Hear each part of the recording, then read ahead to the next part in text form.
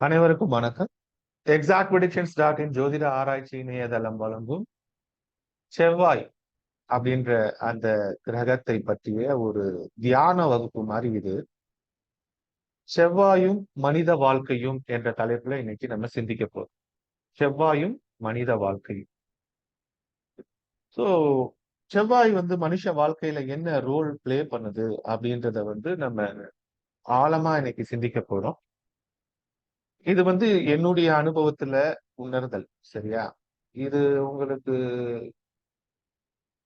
கண்டிப்பா ஏற்புடையதா இருக்கும். ஏன்னா, நான் எதுவும் புதுசா சொல்ல போறதில்ல. இத நான் கண்டுபிடிச்சேன் அப்படின்னு நான் சொல்ல போறதில்ல.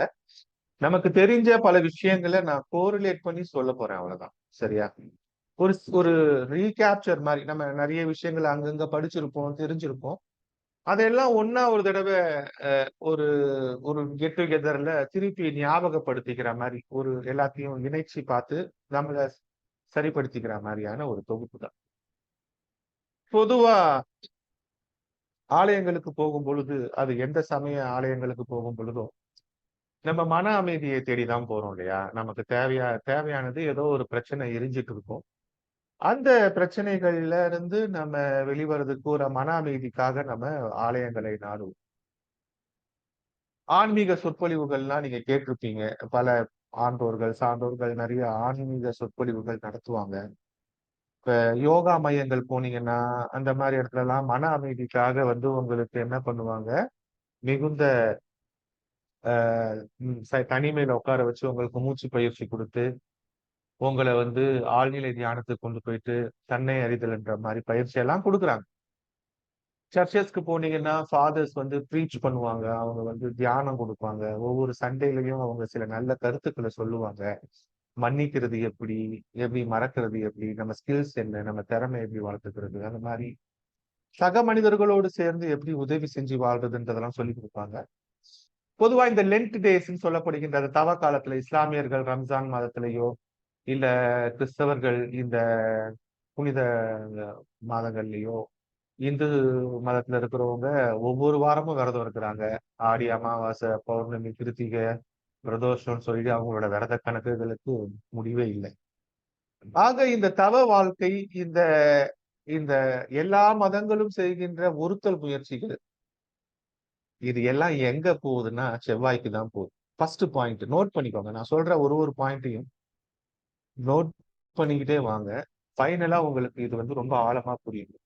எந்த மதமாக இருந்தாலும், எந்த சமயமாக இருந்தாலும், நீங்கள் செய்கின்ற ஒருத்தல் முயற்சி, நீங்க செய்ற ஒருத்தல் முயற்சி, ஒரு ஒரு விரதம் இருக்கிறோம், நான்வெஜ் சாப்பிடாம இருக்கிறோம், இல்ல தாம்பத்தியத்துல ஈடுபடாம இருக்கிறோம், இல்ல புகை பிடிக்காம இருக்கிறோம், இல்ல மது அருந்தாம இருக்கிறோம், இல்ல கெட்ட செயல்கள் செஞ்சுட்டு இருந்தத ஒண்ண விட்டுடுறோம்.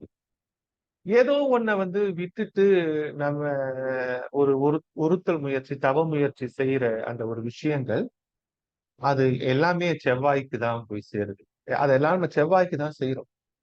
சரியா? ஏன் செவ்வாய்க்கு செய்றோம்? அப்படின்றத ரொம்ப தெளிவா புரிஞ்சுக்கணும். ஜோதிடத்துல செவ்வாய பாவர், அவர் கோவக்காரர் அப்படின்ற மாரி எல்லாம் புரிஞ்சுக்கிட்டீங்க. பல பேர் செவ்வாய் முக்கால் பாவர் அப்படின்னு சொல்றாங்க. சனிய முழு பாவர்ன்றாங்க. ச சூரியனை அரை பாவர்ன்றாங்க. சரியா? அப்ப தனித்த புதன் சுபர். புதன் யார் கூட இருக்கிறாரோ அவங்களோட பாவியாயிடுறாரு. வளர்பிறை சந்திரன் சுபர், தேய்பிறை சந்திரன் பாவர். சுக்கிரனும் குருவும் எப்போதுமே சுபர்ன்றதுதான் ஜோதிட தத்துவம். அடிப்படை ஜோதிட தத்துவம். எல்லாருக்கும் இது தெரியும். இது இயற்கையில நம்ம வாழ்வோடு வாழ்வா எப்படி ஒன்றித்து வேலை செய்யுதுன்றத தான் நம்ம புரிஞ்சுக்கணும்.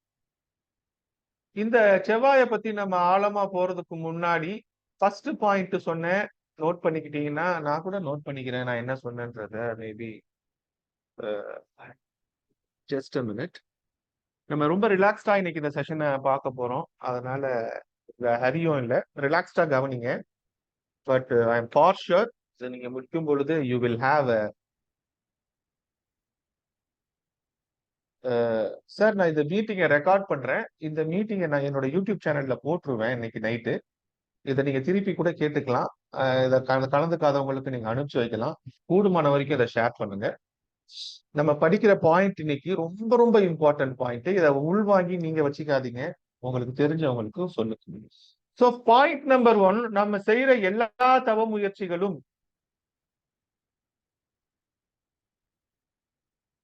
செவ்வாய்க்கு தான் போகுது. சரியா? செவ்வாய் ஜோதிடத்துல யாரு? முருகன். செவ்வாயின் அதிதேவதை முருகன். முருகன் யாரு? ஈசனின் மைந்தர். ஓகேவா? அப்ப முருகனுக்கு தான் போகுது.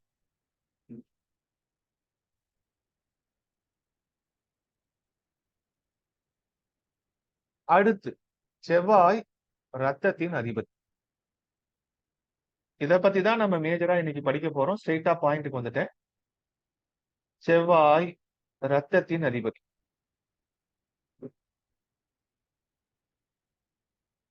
ரத்தம் மனித உடல்ல ரொம்ப இம்பார்ட்டன்டான ஆர்கன் இல்லையா? ரத்தம் தான் மனித உடல் முழுக்க ஓடிக்கிட்டே இருக்கு. ரத்தத்துல தான் ஆக்சிஜன் கலக்குது. நம்ம விடுற மூச்சு காத்து கலக்குது. அந்த மூச்சு காத்தை எடுத்துட்டு போயிட்டு உடம்பு ஃபுல்லா சேர்க்கிறது செவ்வாய் தான். ரத்தம் தான் நம்ம சாப்பிடுற உணவை செரித்து எடுத்து கொண்டு போய் சக்தியை உடம்பு ஃபுல்லா சேர்க்குது. ரத்தம் தான் நம்ம மூளையிலிருந்து பெறப்படுகின்ற அனைத்து உணர்வுகளையும் உணர்ச்சிகளையும் உடம்பு ஃபுல்லா கொண்டு போகுது. ரத்தம் இல்லைன்னா ரத்தம் இல்லைன்னா மனுஷன் கிடையாது. இப்ப மனித உடலில் இயங்குகின்ற ரத்தம் ஜோதிடத்தில் செவ்வாயால் நிர்ணயிக்கப்பட்டிருக்கிறது. இப்ப ரத்தம் எவ்வளவு இம்பார்ட்டன்ட் எல்லாருக்கும் தெரியும் இல்லையா?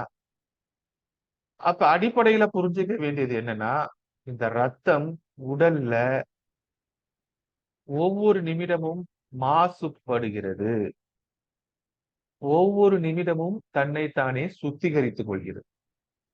அப்ப இந்த ரத்தம் உடம்பு ஃபுல்லா சுத்தும் பொழுது இந்த ரத்தம் அசுத்தமாயிடுது. அப்ப அந்த இதயம் என்கின்ற ஒரு உறுப்பு ரத்தத்தை கிட்னிக்கு அனுப்பிச்சு சுத்திகரித்து வாங்கி அத நல்ல ரத்தமா பெற்று திருப்பி உடல் முழுக்க அனுப்புது. இந்த ப்ராசஸ் எல்லாருக்கும் தெரியும். ஆனா இது எவ்வளவு நேரத்துக்கு ஒரு தடவை நடக்குது? நடந்துகிட்டே இருக்கு தன்னிச்சையா. அப்ப ரத்தம் மாசுபடுதலும் ரத்தம் சுத்திகரிக்கப்படுதலும் மனித இயல்பு.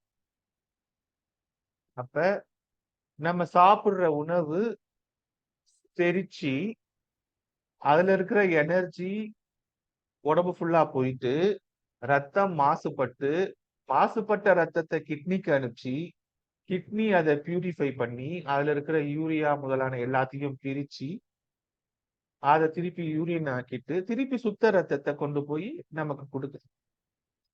அதே ரத்தம் தான் ஆக்சிஜனை எடுத்துட்டு போகுது. அதே ரத்தத்துல இருந்து தான் கார்பன் டை ஆக்சைடை பிரிச்சு கொண்டு வந்து திருப்பி நம்ம வெளியே விட்டார். அப்ப இந்த இதயமும் இந்த நுரையீரலும் துடிச்சுக்கிட்டே இருக்கு. மத்த எந்த பார்ட்ஸை விட அதிகமா இயங்குற பார்ட்ஸ் அப்படின்னா அதாவது துடித்து கொண்டு இருக்கிறது. கண் விசிபிளா நம்ம இங்க கை வச்சா தெரியும், மூச்சு விடுறது தெரியுது இல்லையா? அப்ப அந்த லங்ஸும் இதயமும் துடித்து கொண்டே இருக்கிறது. இது ரெண்டும் என்ன போராடுது? இந்த லங்ஸும் இதயமும் நல்லதுக்கும் தீமைக்கும் நடுவுல போராடிட்டு இருக்கு. அப்ப மனித வாழ்க்கையே ஒவ்வொரு நொடியும் நன்மைக்கும் தீமைக்கும் நடக்கிற போராட்டம் தான். அடிப்படையா இதை புரிஞ்சுக்கணும். மனித வாழ்க்கையே ஒவ்வொரு நிமிடமும் நன்மைக்கும் தீமைக்கும் நடக்கிற போராட்டம் தான். அப்ப அந்த ஒரு நிமிடம் இதயம் நின்றால் ரத்தம் சுத்திகரிக்கப்படுவது நின்றுவிடும், ரத்தத்தின் ஓட்டம் நின்றுவிடும். மூச்சு நின்றுச்சுன்னா உயிர் நின்று. அப்ப இந்த ரத்தம் செவ்வாயை குறிக்கிறது. அப்ப நம்மளுடைய எல்லா எமோஷன்ஸும் நம்ம வாழ்க்கையில இருக்கிற கோபம், சரியா? ஆல் எமோஷன்ஸ், கோபம், தாபம், மோகம், குரோதம், பாசம், அன்பு, நேசம், எல்லா உணர்ச்சிகளுக்கும் எல்லா எமோஷன்ஸுக்கும் ரத்தம் தான் காரணமா இருக்கு. அப்ப நமக்கு ஹை பிளட் பிரஷர் ஆகுறது, லோ பிரஷர் ஆகுறது. இப்ப நான் நிகழ்ச்சி ஆரம்பிக்கிறதுக்கு முன்னாடி எனக்கு சுகர் இருக்குன்னு சொன்னது சரியா? அப்ப இந்த ரத்தம் நம்மளுடைய உடல்நிலையை பாதிக்குது. இந்த ரத்தம் நம்மளுடைய அதன் மூலமாக மனநிலையை பாதிக்குது. அப்ப இந்த ரத்தம் தான் நம்ம சமநிலைப்படுத்த வேண்டிய ஒரு பொருள் உடம்புல. அப்ப நம்ம வாழ்க்கையில இருக்கிற எந்த ஒரு பிரச்சனையையும் நம்ம சரி செய்யணும்னா, நம்ம ரத்த ஓட்டம் ஃபர்ஸ்ட் சீரா இயங்கும். அப்ப நம்மளுடைய எல்லா எமோஷன்ஸையும் ரத்தம் தான் கேரி பண்ணுது. நம்மளுடைய உயிர் என்று சொல்லப்படுகின்ற அந்த அந்த ஆக்ஸிஜன், கார்பன் டை ஆக்சைட ரத்தம் இன்ஹேல் பண்ணி மெயின்டைன் பண்ணுது. நம்ம உடலுக்கு இருக்கின்ற சக்திகளை உண்ணுகின்ற உணவை எடுத்து உடலுக்கு சேர்க்கிற அந்த வேலையை செய்யுது. மூளையிலிருந்து வருகின்ற உத்தரவுகளை உடம்பு ஃபுல்லா கொண்டு போகுது. ஆக ரத்தம் உடலின் எல்லா உறுப்புகளோடும், உடல் இயக்கத்தின் எல்லா உறுப்புகளோடும் இணைந்து வேலை செஞ்சுக்கிட்டே இருக்கிறதுனால அது மாசுபட்டு. அப்ப அந்த மாசுபடுகின்ற ரத்தத்தை தூய்மைப்படுத்துகின்ற பணியை யாரு செய்றா அப்படின்னா இதயமும் கிட்னியும் செய்யறாங்க. அப்ப அந்த இதயத்துக்கு நல்ல ரத்தத்தை அனுப்புற அந்த கிட்னி இதெல்லாம் ஜோதிட ரீதியில மருத்துவ ஜோதிடத்துல எங்கெங்க இருக்குதுன்னு நம்ம பார்க்க ஆரம்பிச்சோம்னா நம்ம இந்த செவ்வாயை எப்படி எஃபெக்டிவா கட்டுப்படுத்துறதுன்னு தெரிஞ்சுக்கிட்டோம்னா நம்ம வாழ்க்கை இனிமையா இருக்கும் அப்படின்றதுதான் இந்த நிகழ்ச்சியோட தத்துவம்.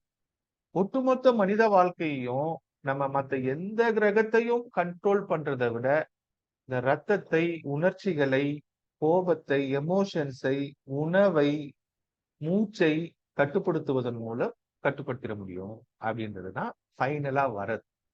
அப்ப இது எல்லாம் எங்க இருக்குது? செவ்வாயில முடியுது. புரியுதா? அதாவது நாம் சந்தித்துக் கொண்டிருக்கிற எந்த ஒரு பிரச்சனையையும் நம்ம சந்திக்கிறதுக்கு, தீர்க்கிறதுக்கு என்ன பண்றோம்? உணவு பழக்க வழக்கங்கள்ல மாற்றம் செய்யறோம். நம்மளோட யோசிக்கிற திறமையில அமைதியா இருக்கிறோம். மூச்சு பயிற்சி செஞ்சு அழகா நம்ம பிராணாயாமத்தை மேற்கொண்டா அதிக நாள் வாழலாம்னு பல காலங்கள்ல இருந்து சொல்லி கொண்டு வராங்க. அப்ப இது எல்லாமே வாழ்க்கையில ஒரு சமநிலையை கொண்டு வருவதற்கு உதவுகின்ற ஒரு பயிற்சிகள் தானே. அப்ப பசியா இருக்குது, சாப்பிட்டாதான் உடம்புக்கு எனர்ஜி கிடைக்கும். சாப்பிடலன்னா சமநிலை தவறிடும். மூச்சு விடலைன்னா சமநிலை தவறிடுது. அப்ப தூங்கலைன்னா சமநிலை தவறிடுது. ஓய்வும் தேவை, உழைப்பும் தேவை. அப்ப இந்த இந்த எல்லா விஷயங்களும் சேர்ந்ததுன்னா என்ன வாழ்க்கையில மனித மனித வாழ்க்கை ஒவ்வொரு நிமிடமும் தீமைக்கும் நன்மைக்கும் இடையே போராடி கொண்டிருக்கு. ஒவ்வொரு நிமிடமும் ரத்தம் போராடி கொண்டிருக்கிறது. அதே மாதிரி ரத்தத்துல இருக்கிற வெள்ளை அணுக்கள் நோய் கிருமிகளை எதிர்த்து சண்டை போட்டுக்கிட்டே இருக்கு. அப்ப ரத்தத்துல இருக்கிற வெள்ளை அணுக்கள் நோய் கிருமிகளை எடுத்து சண்டை போட்டுக்கிட்டே இல்லைன்னா நோய் நம்ம செத்துருவோம். அப்ப ரத்தத்துல சண்டை நிக்கிறதே இல்லை. வாழ்க்கை முழுக்க ரத்தம் போராடி கொண்டே இருக்கிறது. அப்ப செவ்வாய் என்கின்ற இந்த கிரகம் என்ன செய்யுது?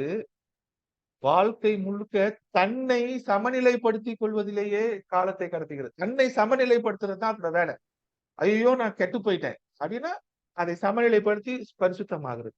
அது அடுத்த நிமிஷம் கெட்டு போயிடுது. அடுத்த நிமிஷம் சமநிலைப்படுத்தி அடுத்த நிமிஷம் கெட்டு போயிடுது. உயிர் உயிர் என்று சொல்லக்கூடிய இந்த மூச்சு ஆக்சிஜனை உள்ள எடுத்துட்டு கெட்டு போயிட்டு திருப்பி கார்பன் டை ஆக்சைடை விட்டுடு. ஆக்சிஜன் மட்டுமே மனுஷனுக்கு இருக்கலாமே, கார்பன் டை ஆக்சைடு ஏன் வெளியே போகும்? அப்ப அந்த உயிர் என்கின்ற அந்த ஒரு விஷயத்துல நன்மையும் தீமையும் சேர்ந்துதான் இருக்கு. சரியா? இப்ப உலகத்துல நல்லவன் அப்படின்னு ஒருத்தன் கிடையாது. உலகத்துல கெட்டவன் அப்படின்னு ஒருத்தனும் கிடையாது. உலகத்துல இருக்கிற எல்லாருமே அயோக்கியர்கள் தான். உலகத்தில் இருக்கிற எல்லாருமே பரிசுத்தவான்கள் தான். ஓகேவா? அப்ப மனிதன் எப்பொழுதுமே பாவியாகவும் பரிசுத்தவானாகவும் இருக்கிறான். அப்ப எப்போதுமே நான் பாவி, எப்போதுமே நான் பாவி, ஐயோ நான் தப்பு செஞ்சுட்டேன், நான் தப்பு செஞ்சுட்டேன் அப்படின்னு ஒரு குற்ற உணர்ச்சியில வாழ்றவங்களுக்காக இந்த வகுப்பு. யாருடா?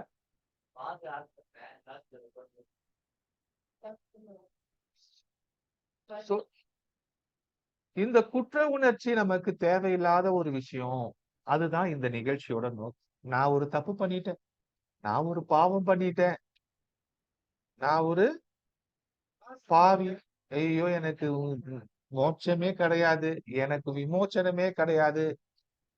அப்படின்ட்டு நீங்க ஏதாச்சும் ஒரு ஃபீல் பண்ணிட்டு இருந்தீங்கன்னா, அந்த நெகட்டிவ் தாட்ஸ எடுத்து இன்னைக்கு குப்பையில போட்டுருங்க.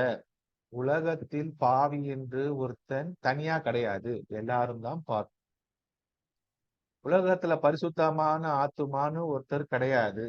எல்லாரும் தான் பரிசுத்த எப்படி இந்த உடல் தன்னைத்தானே அந்த ரத்தம் சுத்திகரிச்சுக்குதோ, அந்த ப்ராசஸ நம்ம வாழ்க்கையில இம்ப்ளிமெண்ட் தப்பு பண்ணிட்டேன். ஆமா, நான் தான் பண்ணுனேன்.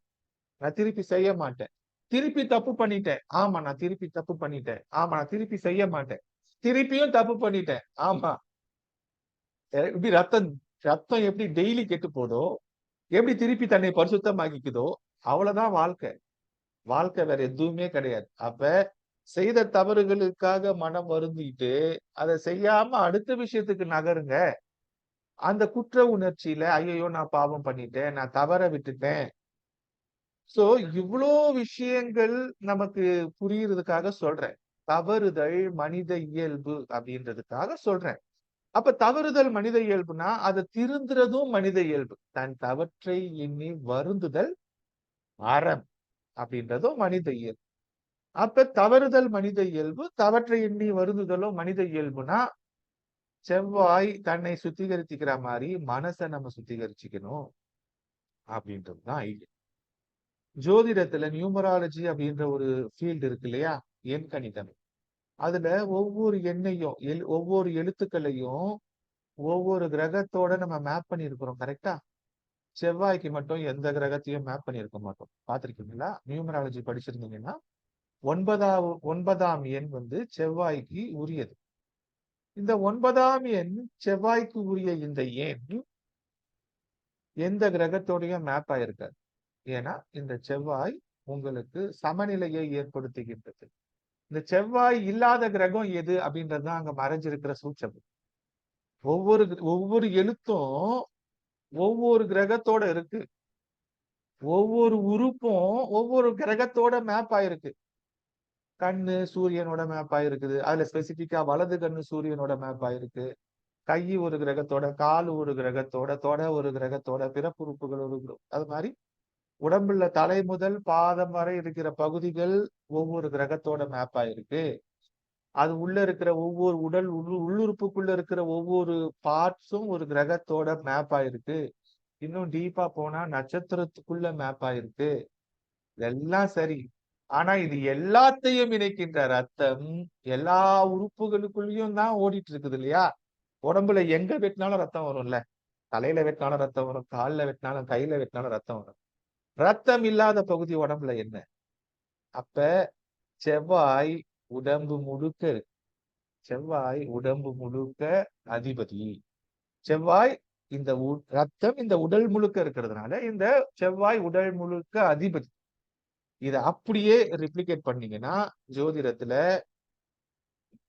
அந்த பூமி, பூமிக்காரகன் மண், பூமிக்கு அதிபதி செவ்வாய். மனுஷன் பூமியில இருந்து தான் தோன்றான். மனிதன் மண்ணால் படைக்கப்பட்டான். மண்ணுக்கே திரும்புவான். நம்ம ஒரு பூமி, பூமியில இருந்து வந்தோம். ஒவ்வொரு மனுஷனும் ஒரு பூமி. சரியா? அப்ப பூமிக்கு அதிபதி செவ்வாய். மனிதனுக்கு அதிபதி செவ்வாய். கிளியரா புரிஞ்சுச்சா? அப்ப நிலத்துக்கு காரகம் செவ்வாய் தானே சொல்றோம். ரியல் எஸ்டேட், லேண்ட், வீடு, வாகனம் எல்லாம் செவ்வாய் தான் நம்ம சொல்றோம் இல்லையா? 4ஆம் வீடுன்னு நம்ம சொல்லிட்டாலும், இத்தனைக்கும் அங்க செவ்வாய் நீச்சம். கரெக்ட்டா? 4ஆம் வீடு காலபுருஷனுக்கு அதிபதி. அதுக்கெல்லாம் நான் வரேன் இப்ப அடுத்து. சோ, இந்த தத்துவத்தின்படி செவ்வாய் பூமிக்கு அதிபதி. இந்த ஹோல் பூமியில எல்லா நாடுகளும் ஒவ்வொரு இடத்துலயா பிரிஞ்சு இருந்தாலும், மலைகள், பள்ளத்தாக்குகள், பாதாளம், மலைமுகடு, கடல், நதி, சமதளம், பாலைவனம், பூங்கா எதுவா இருந்தாலும் ஹோல் ஆஸ் அ ஹோல் செவ்வாய் தான் அதிபதி. அது மாதிரி மனித உடம்புக்கும் செவ்வாய் தான் அது. அப்ப இந்த பூமியை சமநிலைப்படுத்துகின்ற வேலையை இந்த செவ்வாய் செஞ்சுக்கிட்டே இருப்பார். செவ்வாயோட வேலை சண்டை வந்தா தணிக்கிறது. சண்டையே வரலன்னா சண்டைய மூட்டுறது. நீங்க அப்படி அப்படி சண்டை வந்தா தணிக்கிறது. சண்டையே வரலன்னா சண்டைய மூட்டுறது. திருடனும் செவ்வாய் தான், போலீஸும் செவ்வாய் தான். புரிஞ்சுதா? திருடனும் செவ்வாய் தான், போலீஸும் செவ்வாய். நல்லவனும் செவ்வாய் தான், கெட்டவனும் செவ்வாய். ஏன்னா செவ்வாய் தான் கெட்டு போறானே பாதி நேரம். பாதி ரத்தம் கெட்ட ரத்தம் தானே இருக்குது மனுஷனுக்கு. பாதி ரத்தம் நல்ல ரத்தம் இருக்குது. அப்ப உடல் நலிவுற்றால் அதை சரிப்படுத்துகின்ற மருத்துவனும் செவ்வாய் தான். உடலை நலிய விடுகிறவனும் செவ்வாய் தான். வெள்ளை அணுக்கள் வலுவிழந்து விட்டால் ரத்தம் மாசுபட்டு விடுகிறது, வலுவிழந்து விடுகிறது, நோய் தொற்று விடுகிறது. அப்ப உடலில் நோயாகவோ, உலகத்தில் பிரச்சனையாகவோ, கோபமாகவோ, ஆங்காரமாகவோ, அகம்பாகமாகவோ, கோழையாகவோ, வீரனாகவோ எல்லாமாகவும் இருக்கிறது செவ்வாய் தான். எல்லா கிரகத்தினுள்ளும் ஊடுருவி பரவி இருக்கிறது செவ்வாய் தான். சரியா? செவ்வாயை தவிர ஒற்றுமை. இந்த இடத்துல செவ்வாய்க்கு பதிலா கேதுவை போட்டுக்கணும். இந்த இடத்துல செவ்வாய்க்கு பதிலா கேதுவை போட்டுக்கணும். செவ்வாயும் கேதுவும் ஒண்ணு அப்படின்னு எடுத்துக்கணும்னா எடுத்துக்கணும். அவ்வளவுதான். உருவம் உள்ளதா செவ்வாய் எடுத்துக்கிட்டா, உருவம் இல்லாததா கேது எடுத்து. இல்ல ரொம்ப கண்ணுக்கு தெரிஞ்சது செவ்வாய் எடுத்துக்கிட்டேன்னா, கண்ணுக்கு தெரியாத அணு லெவல்ல இருக்கிறத கேது. சரியா? அப்ப நம்ம உடம்புல இருந்து உருவாகின்ற மலம், சிறுநீர், கார்பன் டை ஆக்சைடு இவங்கெல்லாம் யாரு அப்படின்னா இவங்கெல்லாம் சனி. அப்ப இவங்க ரெகுலரா உடம்புல இருந்து எடுத்து எடுத்து எடுத்து எடுத்து கொடுக்கிற வேலையை யார் செய்யறா? செவ்வாய் செய்யறார். சரியா? அப்ப உடம்பில் நம்ம உடம்புல உற்பத்தி ஆகின்ற அசுத்தங்கள், நம்ம உடம்புல இருந்து தேவையில்லாம வெளியாகின்ற, நம்ம உடம்புக்கு தேவையில்லை அப்படின்னு வெளியாகின்ற அந்த விஷயங்கள் எல்லாத்தையும் வெளியேற்றுவதற்கு உதவுகின்றவர் யார்? செவ்வாய். அப்ப அந்த வெளியாகின்ற பொருட்கள் சனி. அப்ப இப்ப சனி கெட்டவனா அப்படின்னா கிடையாது. அவன் நல்லவனா தான் இருந்தான். உள்ள போற சாப்பாடு நல்லவனா தான் இருந்துச்சு. அது ஒரு ப்ராசஸ்க்குள்ள வந்தோனே அதுல இருந்த எனர்ஜி போயிட்ட பிறகு அது வேஸ்ட் ஆயிடுச்சு. இப்ப அது என்ன செய்யணும்? அது ரீசைக்கிள் ஆகும். நம்ம கழிக்கின்ற அனைத்து கழிவுகளும் வேற எங்கேயாச்சும் இந்த பூமியை விட்டு வெளியே போயிடுதா? நாம் கழிக்கின்ற மலம், நம்முடைய சிறுநீரோ, இல்ல நம்ம உடம்புல இருக்கிற வெளியேற எந்த ஒரு வேஸ்டோ, நம்ம உடம்ப தவிர உலகத்துல இருக்கிற வேஸ்ட் எல்லாமே சனி அப்படின்னா, அதெல்லாம் இந்த பூமியை விட்டு தனியா கொண்டு போய் கொட்டிடுறோமா? அதெல்லாம் திருப்பி பூமிக்குள்ள தான் போகுது. அது ரீசைக்கிள் ஆகி அது ரீசைக்கிள் ஆகி அது அடுத்த சுழற்சிக்கு மறுசுழற்சிக்கு தயாராயிடும். நம்ம மூச்சு நின்றுச்சுன்னா நம்ம உடம்பே பிணமா தான் ஆகுது, சவமா தான் ஆகுது. நம்மளே என்ன பண்றோம்? ரீசைக்கிளுக்கு தானே போயிடும். நம்ம உடம்பே ரீசைக்கிளுக்கு தானே போகுது, பஞ்சபூதத்துக்கு தான் போயிடுது இல்ல. திருப்பி நம்ம இந்த அணுக்கள் கரைஞ்சி எரிச்சிட்டோம்னா காத்துலயோ, இல்ல புதைச்சிட்டோம்னா பூமியிலயோ போயிட்டு, இல்ல கரைச்சிட்டோம்னா பஞ்சபூதங்கள்ல எதுலயோ ஒண்ணுல கலந்து திருப்பி இந்த பூமிக்குள்ளதான் இருக்கிறோம் நம்ம இல்ல. அப்ப திருப்பி நம்ம ரீசைக்கிள் ஆகுது. இப்ப இங்க நல்லது கெட்டதுன்னு இல்ல. இன்னைக்கு கெட்டதா இருக்கிறது நாளைக்கு நல்லது, இன்னைக்கு நல்லதா இருக்கிறது நாளைக்கு கெட்டது, அவ்வளவுதான். அப்ப இன்னைக்கு சனி கெட்டவன், குரு நல்லவன் அப்படின்றது கிடையாது. இந்த குரு தான் சுவாசமா, அப்ப அந்த குரு கெட்டவனா தான் மாறுவான். அப்ப அந்த கெட்டவன் திருப்பி நல்லவனா தான் மாறுவான். ரீசைக்கிள். அப்ப இங்க எவனும் நல்லவன் கெட்டவன் அப்படின்னு ஒண்ணு கிடையாது. அது இன்னைக்கு நீங்க என்ன ரோல் பிளே பண்றீங்கன்றத பொறுத்து. சரியா? அப்ப மனித உடல்ல சனி என்ன, எல்லா அழுக்குகளும் தேவையில்லாம பயன்படுத்த முடியாம இருக்கிறது வெளியே வந்துருச்சுன்னா அது திருப்பி ரீசைக்கிள் ஆகிட்டு போறது. அப்ப அந்த பயன்படுத்த முடியாததை செக்ரிகேட் பண்ணி எடுத்துட்டு வர வேலையெல்லாம் யார் செய்யறா? செவ்வாய் தான் செய்யறாரு. சரியா? சரி. இப்ப வந்து நம்ம 4ஆம் இடத்துக்கு வருவோம். காலபுருஷனுக்கு 4ஆம் இடம். இந்த காலபுருஷனுக்கு 4ஆம் இடமான கடகத்துல ஹார்ட் இருக்கு. கரெக்டா? அந்த இடத்துல தான் செவ்வாய் நீச்சமாகிறார். காலபுருஷனுக்கு 7ல தான் கிட்னி இருக்கு. கிட்னி வந்து 7ல இருக்கு. சரியா? காலபுருஷனுக்கு 10 மகரத்துல தான் செவ்வாய் உச்சமாகிறார். காலபுருஷனுக்கு 1 செவ்வாயோட வீடு மேஷம். 1, 4, 7, 10 ஞாபகம் வச்சுக்கோங்க. 1, 4, 7, 10 இதுதான் காலபுருஷனோட மேஜர் கேந்திரங்கள். கரெக்டா? அப்ப 1 என்று சொல்லப்படுகின்ற அந்த உயிருக்கு அதிபதி செவ்வாய். 8 என்று சொல்லப்படுகின்ற மரணத்துக்கு அதிபதி செவ்வாய்.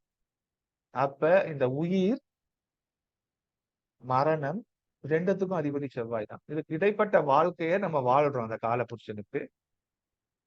12 ராசியில வாழ்றோம். அப்ப உயிர் நம் சுவாசிக்கின்ற உயிர் செவ்வாய் தான்.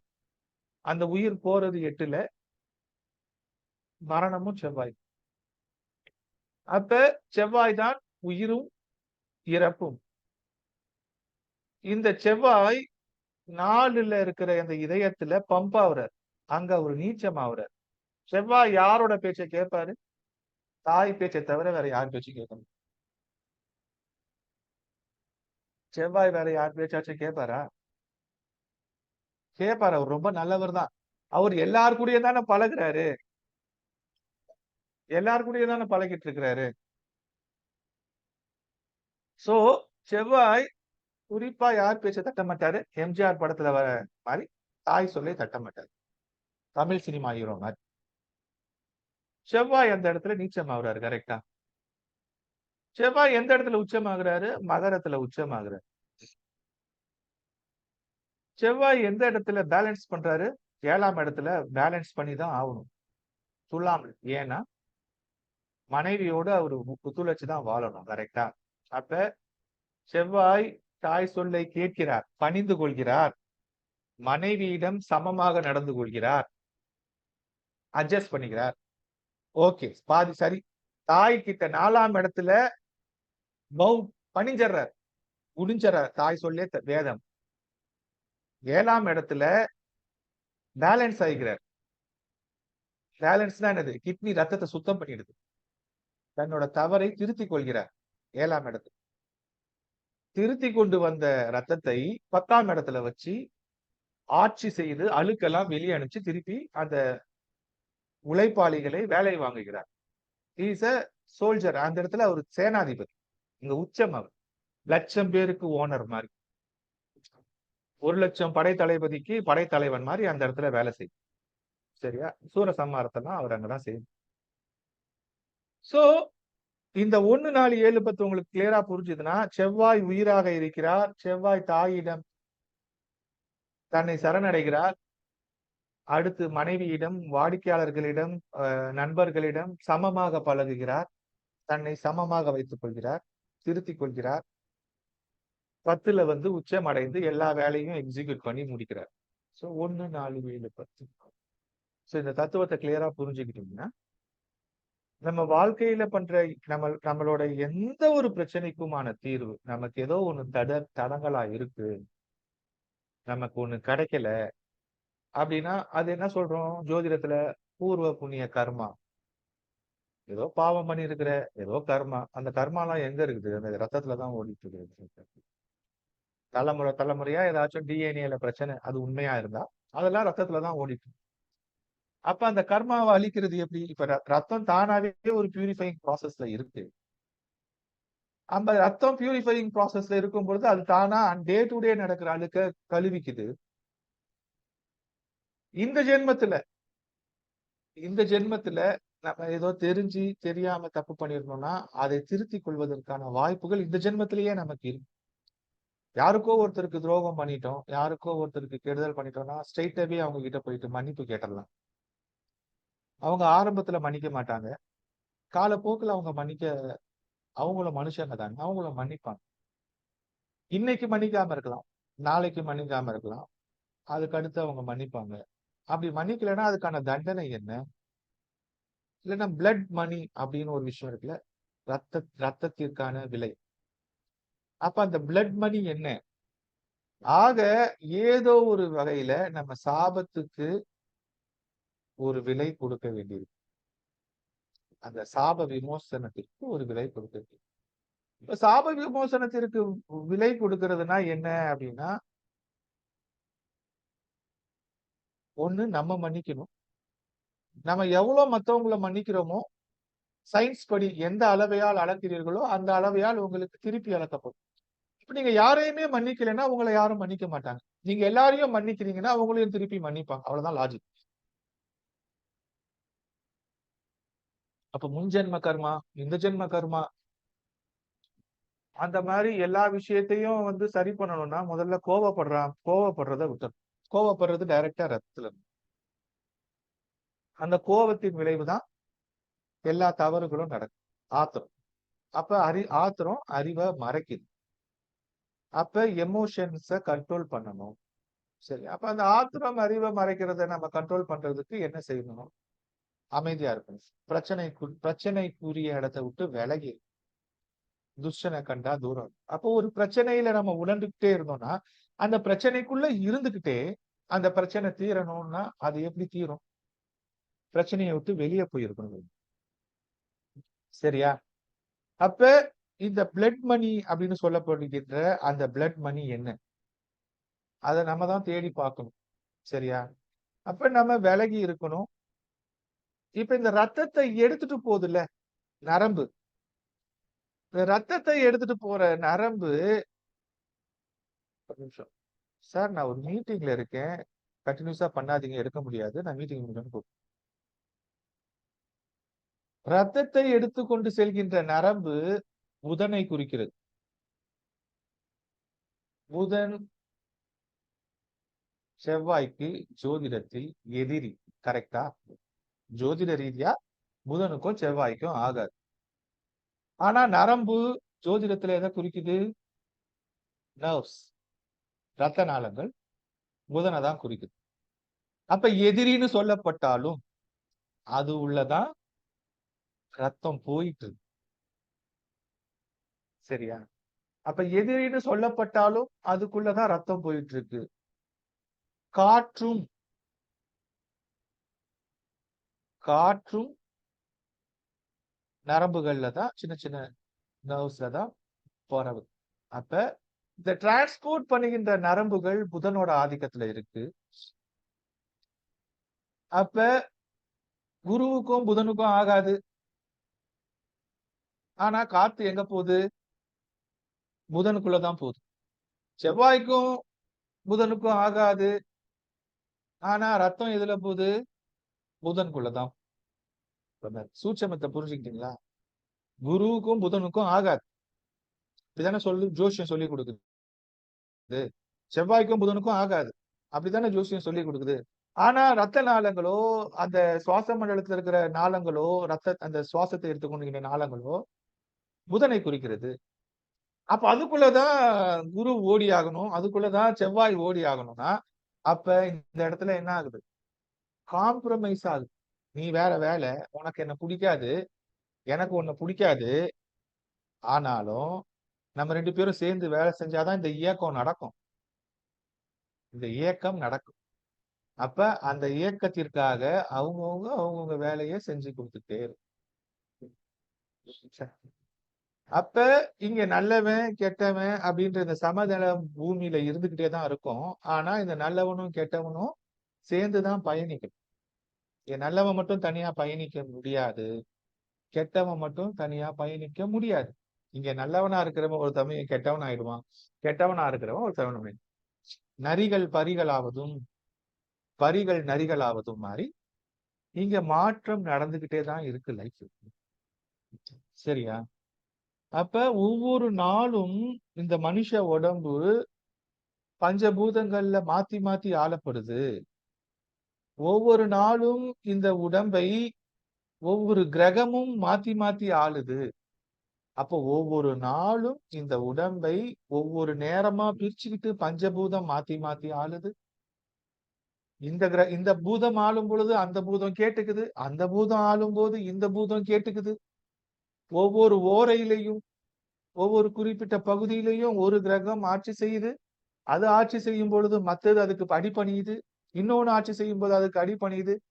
இந்த இயக்கங்கள் தானாகவே நடக்கும் பொழுது இந்த இயக்கத்தை சூட்சமமா உணர்ந்த நிலையில நம்ம வந்துட்டோம்னா, இப்ப புதன் ஆட்சி செஞ்சுட்டு இருக்கிறாரு, இப்ப குரு ஆட்சி செஞ்சுட்டு இருக்கிறாரு, இப்ப செவ்வாய் ஆட்சி செஞ்சுட்டு இருக்கிறாரு. அதை நம்ம உணர்ந்துட்டோம்னா, இந்த நிமிஷத்துல என்னை யார் ஆட்சி செய்யறா, இந்த நிமிஷத்துல என்னோட மனசை யாரு கண்ட்ரோல் பண்றா, இந்த நிமிஷத்துல என்னோட உடம்பை யாரு கண்ட்ரோல் பண்றா, இந்த நிமிஷத்துல என்னுடைய சூட்சம தேகத்தை யாரு கண்ட்ரோல் பண்றா அப்படின்றதெல்லாம் நம்ம உணர ஆரம்பித்தால் நம்ம உலகத்தையே உணர்றோம்.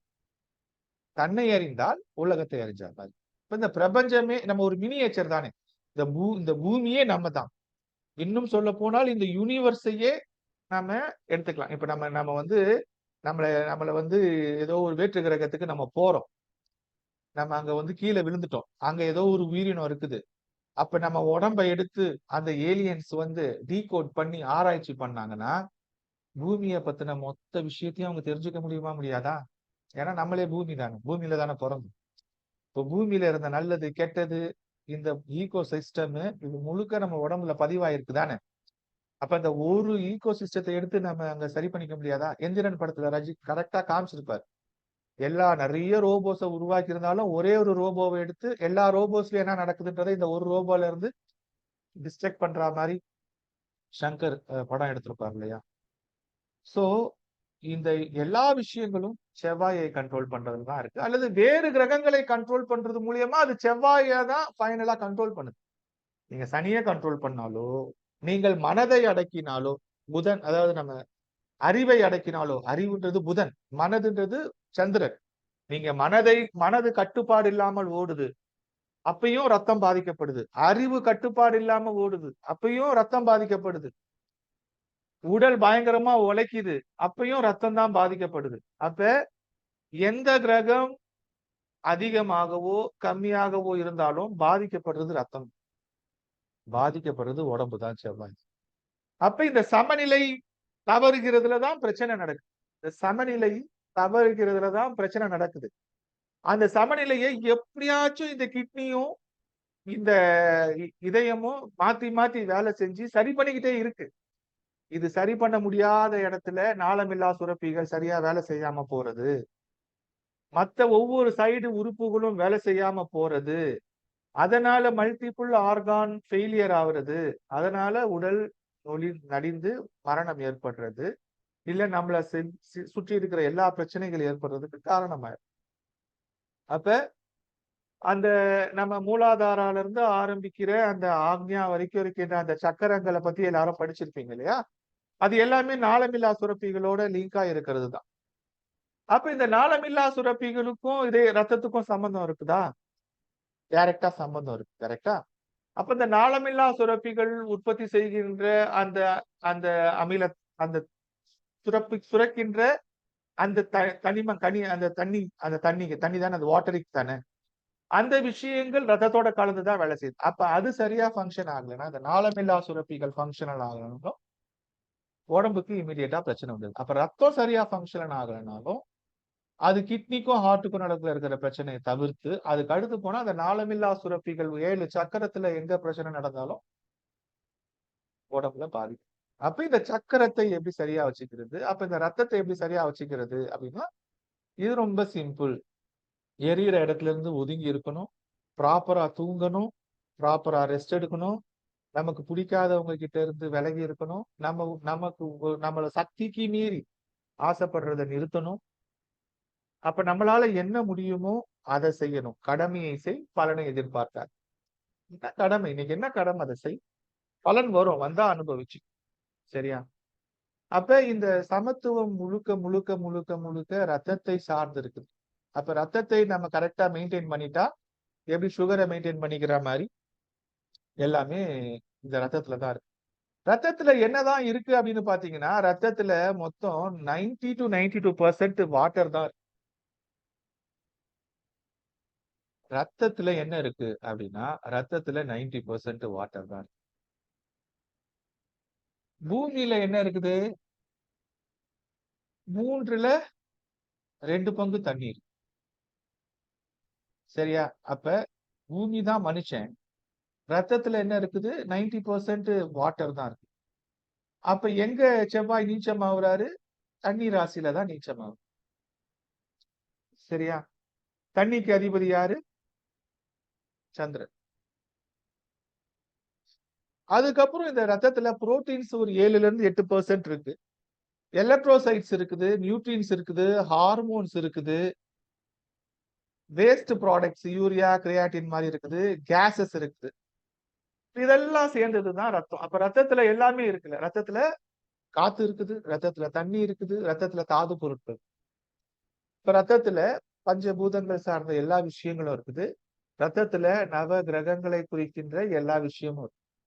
ரத்தம் பார்க்கிறதுக்கு ஒரு ரத்தம் தான். அதுக்குள்ள நவகிரகத்தை குறிக்கின்ற சனியோட காரகத்துவமான யூரியா, கிரியேட்டின்லாம் இருக்குது. ஏன்னா அதெல்லாம் மாசு. தண்ணி இருக்குது, ஆக்ஸிஜன் இருக்குது. அந்த கிரகத்தை குறிக்கின்ற எல்லாமே ரத்தத்துல இருக்குது. பஞ்சபூதத்தை குறிக்கிற எல்லாமே ரத்தத்துல இருக்கு. அப்ப நம்ம வாழ்க்கையில நம்ம கரெக்ட்டா கவனிச்சுக்க வேண்டியது என்னது? நம்ம உடம்பு முடியலன்னா மனசும் முடியாம போகும். மனசு சரியா இருந்தா உடம்பும் சரியா இருக்கும். அப்ப மனசுக்கும், உடம்புக்கும், உடல்நிலைக்கும் டைரக்ட்டா சம்பந்தம் இருக்குதுன்றத புரிஞ்சுக்க முடியுதா? அப்ப உடம்ப பார்த்துக்கிட்டா சுவர் இருந்தால் தான் சித்திரம். உடம்பையும் பார்த்துக்கணும், மனசையும் பார்த்துக்கணும். சோ இந்த கான்செப்ட்ட கிளியரா புரிஞ்சுக்கணும். அடுத்து இப்ப இந்த ரத்தத்துல இருக்கிற மத்த விஷயங்கள்லாம் உங்களுக்கு தெரியும். வெள்ளை அணுக்கள், சிகப்பு அணுக்கள்லாம் தெரியும். இந்த ஹார்மோன்ஸ பத்தி மட்டும் நம்ம கொஞ்சம் கிளியரா தெரிஞ்சுக்கிட்டோம்னா, நமக்கு வந்து வாழ்க்கையில எல்லா புடிப்புகளுமே புரிஞ்சிடும். நம்ம கமலஹாசன் தான் இத ரொம்ப தெளிவா புரிஞ்சுக்கிட்டாரு. சரியா? காதல் ஒண்ணும் கடவுள் இல்லையடா, இந்த எலவு எல்லாம் ஹார்மோன் செய்யும் வேலைதானடான்ட்டு அவர் அந்த ஆழ்வார் பெற்ற ஆண்டவா பாட்டுல பாடி. அப்ப நம்ம உடம்புல நடக்கிற எந்த ஒரு எண்ணங்களும், நம்ம உடம்புல நடக்கிற எந்த ஒரு எமோஷன்ஸும், எந்த ஒரு நவரசம் சொல்றோம் இல்லையா? நம்ம உடம்புல உணர்ச்சிகள் உருவாகுற அந்த நவரசமும், ஹார்மோன்ஸ் உருவாக்குகின்ற ஒரு உணர்ச்சிகள் தான். அப்ப நம்ம இப்ப திடீர்னு காதல் படுறோம், திடீர்னு கோவப்படுறோம், திடீர்னு பொறாமைப்படுறோம், திடீர்னு சம்பந்தமே இல்லாம சந்தோஷமா இருக்கிறோம். இது எல்லாமே ஏதோ ஒரு கிரகம் மாறும் பொழுது, ஏதோ ஒரு பிளானட்டரி சேஞ்சஸ் நடக்கும் பொழுது நடக்கிறது தான். நீங்க இருக்கிற இடத்துல இருந்து இன்னொரு இடத்துக்கு போகும் பொழுது, புதுசா ஒருத்தர பார்க்கும் பொழுது, புதுசா ஒரு பிளேஸ்க்கு போகும்போது உணர்றது தான். அப்ப இந்த ஹார்மோன்ஸ் இவ்வளவுதான். இந்த ஹார்மோன்ஸ்ல தான் இது நடக்குது. அப்ப இந்த ஹார்மோன்ஸ் எப்படி கண்ட்ரோல் பண்றது அப்படின்றத நம்ம தெரிஞ்சுக்கிட்டோம். அதை எப்படி கட்டுப்படுத்துறது அப்படின்னு நம்ம தெரிஞ்சுக்கிட்டாலும், நம்ம உடலையும் மனசையும் கண்ட்ரோல் பண்ணும். அப்ப நமக்கு நடக்கின்ற எல்லா உணர்ச்சிகள் ஹார்மோன்ஸ் சம்பந்தப்பட்டது. அது டைரக்டா பிளட்டோட தான் இருக்கு. சரியா? அப்ப நமக்கு என்ன வேணும்? ஞானத்தை நோக்கி போணுமா? போலாம். கேதுவ புடிச்சுக்கோங்க. உலகியல நோக்கி போணுமா? நான் ரொம்ப வருஷம் வாழணும். நான் இன்னும் ஒரு 10 ஜென்மம் எடுத்து கூட வாழணும். எனக்கு நெறைய ஆசை இருக்குது. தப்பு கிடையாது. என்ன அர்ஜென்ட்? இப்ப செத்து போய் மோட்சத்துக்கு போய் என்ன செய்ய போறீங்க? வாழணும்னா வாழுங்க. அந்த முடிவு எடுங்க. ராகுவை நோக்கி போங்க. போதும் எல்லாத்தையும் முடிச்சுக்கிறேன். எனக்கு எதுவுமே வேணாம். நான் ஒண்ணும் இல்லாம போறேன். ஒண்ணும் இல்லாம போறேன். 0. ஒண்ணும் இல்லாம போணும்னா கேதுவ நோக்கி போங்க. எப்படி போனாலும் எல்லாம் இந்த பிரபஞ்சத்துல தான் இருக்கிறோம். சரியா? அனுபவிச்சுட்டு தான் சாவணும்னா அனுபவிச்சுட்டு சாவுங்க. அனுபவிச்சதெல்லாம் போதும்னா முடிச்சுக்கோங்க. இங்க கவலைப்படுறதுக்கு ஒண்ணும் இல்ல. ஃபைனலா என்ன சொல்றாங்க? எல்லா மதமும், எல்லா ஞானிகளும், கவலைப்படுவதனால் உன் தலைமுடியில் ஒண்ண கூட ஒண்ணும் மாத்த முடியாது அப்படின்னு சொல்றாங்க. எல்லாமே அதுவா நடக்குதுடா. நீ கவலைப்படுறதுனால என்னத்த மாத்துவ? கவலைப்படுறதுதான் எல்லா பிரச்சனைக்கும். கவலைப்படுத்துவதுதான் சனியின் வேலை. கவலைப்படுத்துவதுதான் ராகுவின் வேலை.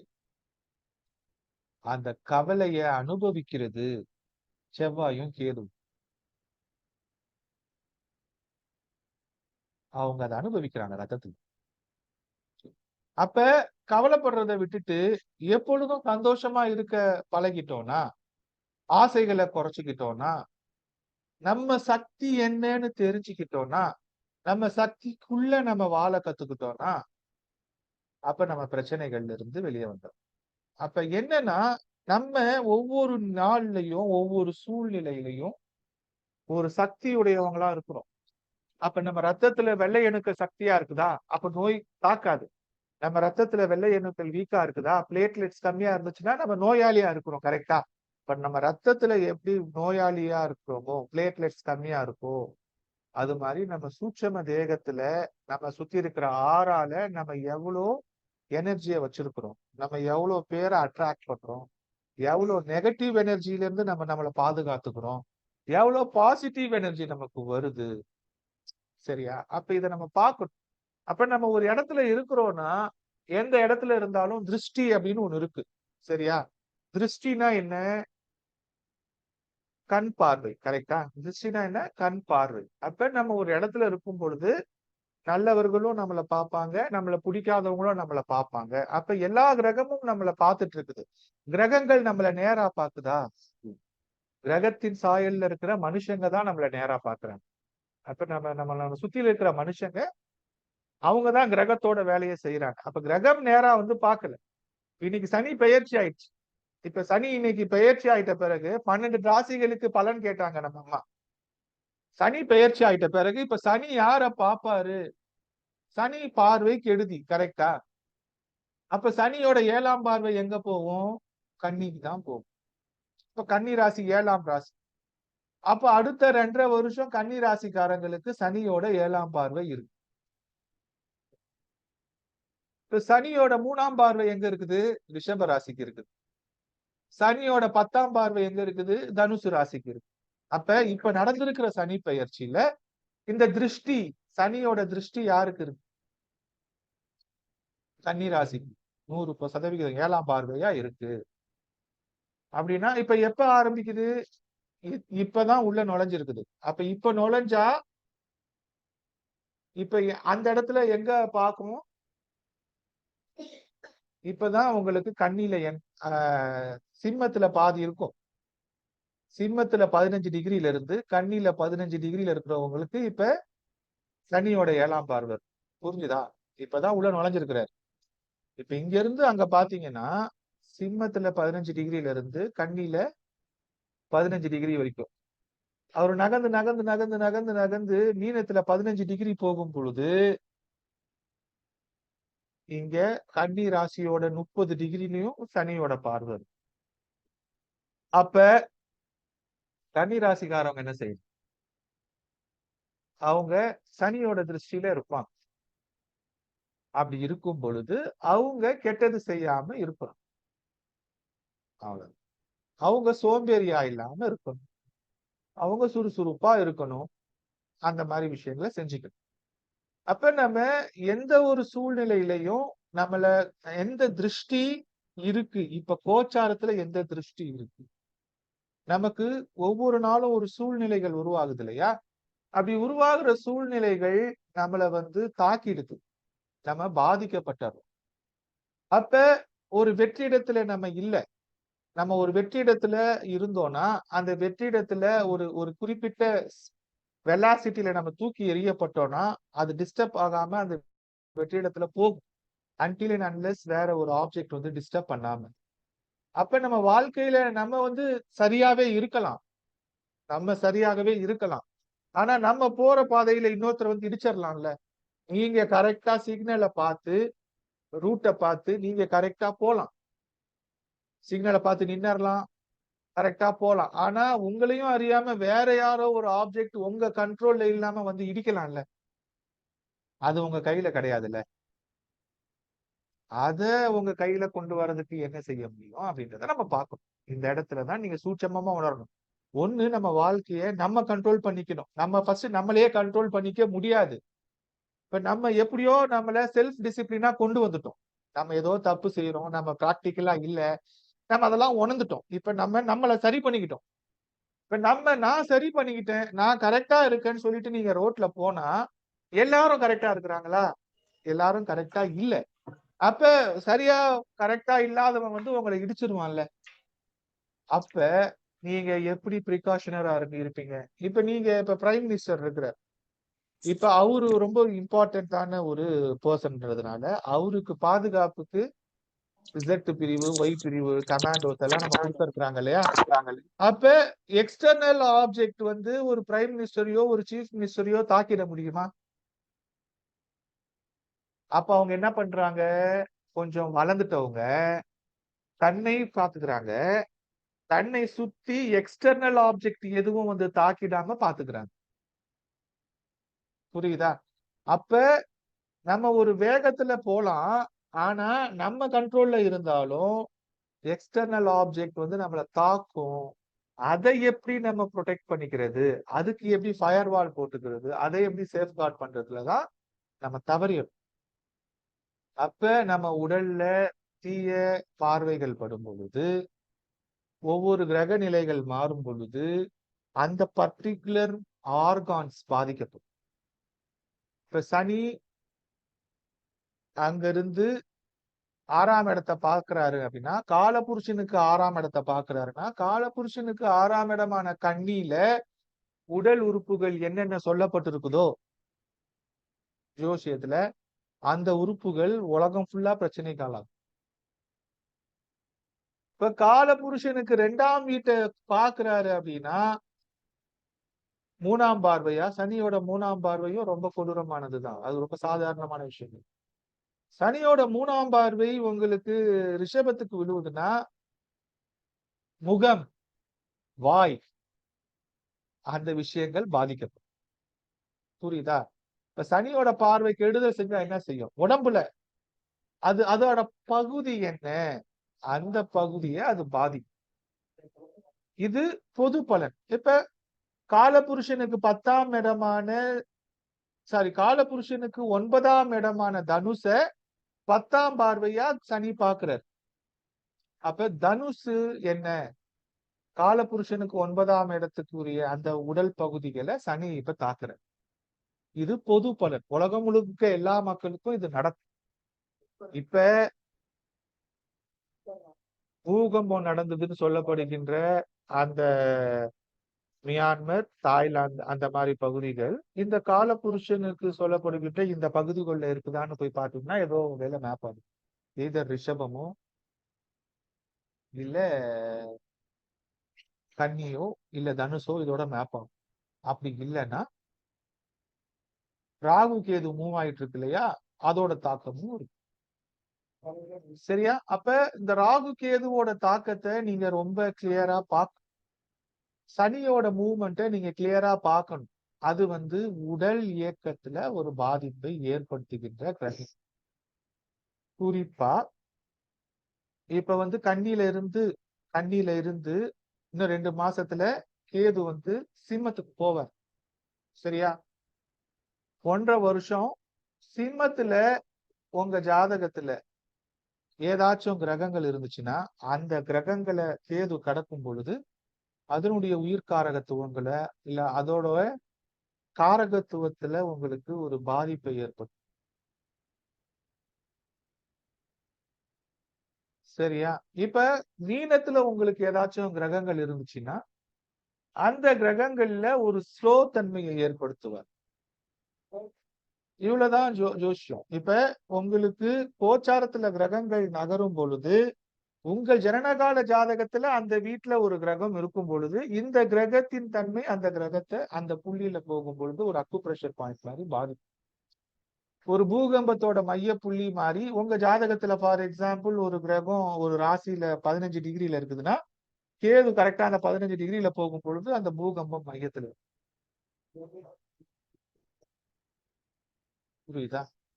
சோ அப்ப இந்த மாதிரி நீங்க பார்க்கும் பொழுது இப்படிதான் நீங்க ஜோதிடத்துல பலன் எடுக்கணும். அப்ப நம்ம ராசி வேறையா இருக்கு அப்படின்னா நம்ம ராசிக்கு இந்த வீடு எத்தனாவது வீடு அந்த வீட்டுல இந்த கிரக பார்வைப்படும் பொழுது அந்த 3வது வீடோ 4வது வீடோ 5வது வீடோ அந்த வீட்டுக்குரிய உடல் உறுப்பு நம்ம உடம்புல என்ன இருக்கோ அந்த இடத்துலதான் அந்த கிரகம் பாதிப்பை செய்யும்.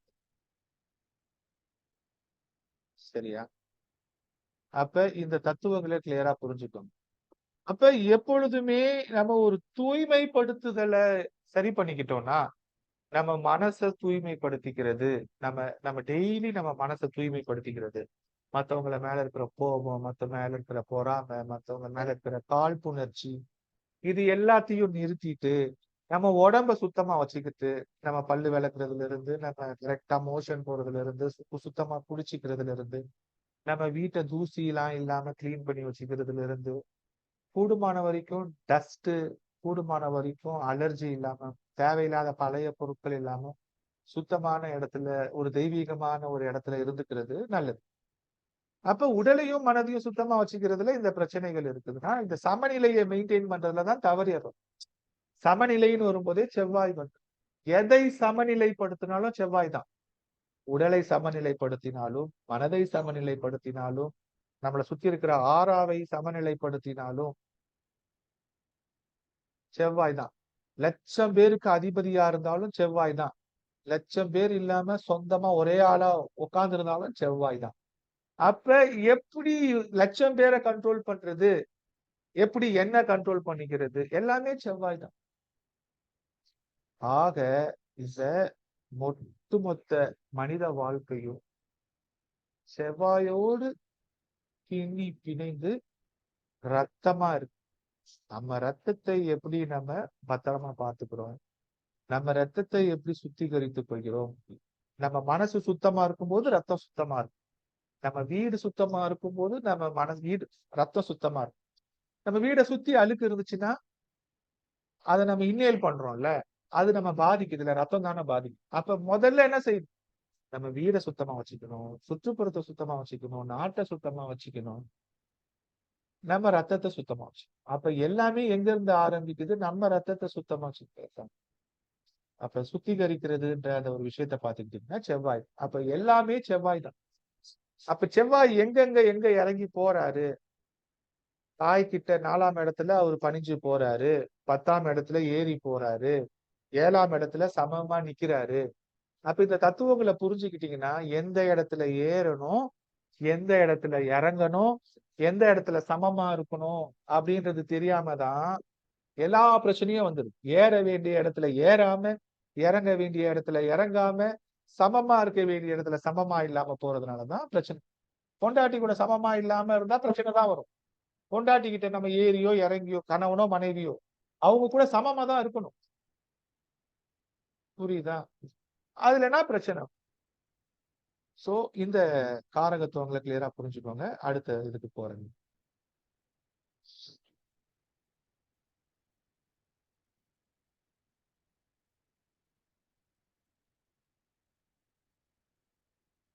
ஒரே நிமிஷம்.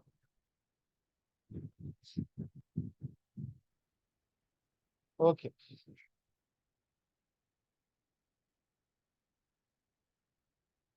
அதே மாரி செவ்வாய் வந்து காலபுருஷனுக்கு 8ஆம் வீட்டுக்கு அதிபதி அப்படின்றத நம்ம பார்த்துட்டோம். அப்ப நம்மளுடைய சந்ததி, நம்மளுடைய மனது இது எல்லாமே செவ்வாய ஒட்டி தான் இருக்கு. சோ இப்ப இதெல்லாம் சொல்லிட்டோம். அப்ப என்னோட ஜாதகத்துல செவ்வாய் இந்த வீட்ல இருக்கிறாரு. அதனால தான் எனக்கு என்னோட பிரச்சனைகள்லாம் என் வாழ்க்கை இப்படி போதா?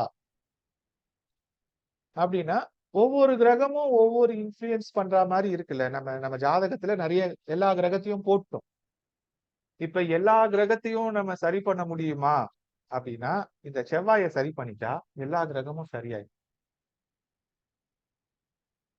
ரத்தம் சுத்தமா இருந்துச்சுன்னா, சுத்த ரத்தம் தானே எல்லாத்துக்கும் போகும். ரத்தம் ஒரு இடத்துக்கு போலன்னா, அதற்கு போக வைக்கணும் அவ்வளவுதான். மத்தபடி ரத்தம் சுத்தமா இருந்துச்சுன்னா, எல்லா இடத்துக்கும் போயிடும். அப்ப உங்க ஜாதகத்த எடுத்துக்கோங்க. உங்க ஜாதகத்துல செவ்வாய் எங்க இருக்கிறார்? இப்ப அதை வச்சுக்கிட்டு, கோச்சாரத்துல செவ்வாய் எங்க இருக்கிறார்? அத வச்சுக்கோங்க. இந்த வாரத்துல அந்த ரிசர்ச் மட்டும் பண்ணுங்க. மத்த கிரகத்தெல்லாம் விட்டுருங்க. செவ்வாய் ஜனன காலத்துல எங்க இருக்கிறாரு? கோச்சாரத்துல என்ன இருக்கிறாரு? இந்த செவ்வாயின் தாக்கத்தினால என்னுடைய சகோதரர்கள் இடத்துல, என்னுடைய மனைவி இடத்துல, என்னுடைய தாய் இடத்துல, என்னுடைய ரத்த சொந்தம்னா செவ்வாய் வந்துடுறாரா? ரத்த சொந்தம்னா செவ்வாய் வந்துடுறாரு கரெக்ட்டா? அப்ப என்னுடைய ரத்த சொந்தங்கள் கிட்ட நான் என்ன பிரச்சனையில இருக்கிறேன்? அத சரி பண்ணிக்கிட்டேனா? அந்த பஞ்சாயத்த விட்டு நான் விலகி வந்துட்டேனா? ஒண்ணு யாரோட ரத்த சொந்தத்துக்காச்சும் நான் தடையா இருக்கிறேனா, இல்ல யாரோட ரத்த சொந்தத்துல இருக்கிறவங்களுக்கு நான் பகையாளியா இருக்கிறேனா, முதல்ல அந்த பஞ்சாயத்தை விட்டு முடிங்க. அதனாலதான் கல்யாணம் ஆயிட்டு தனி குடித்தனம் போயிடுறது ரொம்ப நல்லது. கூட்டு குடும்பத்துல இல்லாம. அது கூட்டு குடும்பத்துல இருக்கிறது பெரிய நல்ல விஷயம். If you are going alone, சொத்தெல்லாம் கரெக்டா பிரிச்சு குடுத்துட்டாங்க அம்மா, அப்பா. அவங்கவங்க தனியா போயிட்டாங்கன்னா, இந்த ரத்த சொந்தத்துக்குள்ள இருக்கிற தேவையில்லாத பிரச்சனைகள் போயிடுச்சு. அப்ப முதல்ல செவ்வாயால் ஏற்படுகின்ற ரத்த சொந்தங்கள், அவங்களுக்குள்ள உங்களுக்கு ஏதாச்சும் மனஸ்தாபங்கள் இருக்குதா?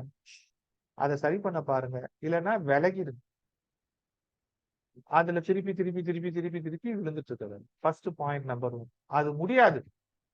நம்ம வாயில ஈஸியா சொல்லலாம். இது ரொம்ப கஷ்டமான பாயிண்ட். ஏன்னா நம்மளுடைய முக்காவாசி பிரச்சனை ரத்த சொந்தங்களால தான் இருக்கும். கரெக்டா? அண்ணனாலயோ, தங்கச்சியாலயோ, பொண்ணாலயோ, பையனாலயோ, பொண்டாட்டியாலயோ. பொண்டாட்டி தனியா இருந்து வந்தாலும் ஒரே ரத்தமா மாறிடுறாங்க இல்லையா? சோ இந்த ரத்த சொந்தங்களுக்குள்ள பிரச்சனை இல்லாம ஃபர்ஸ்ட் பாத்துக்கோங்க.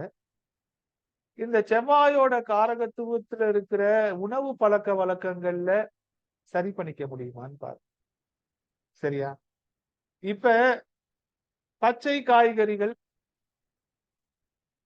புதனை குறிக்குது.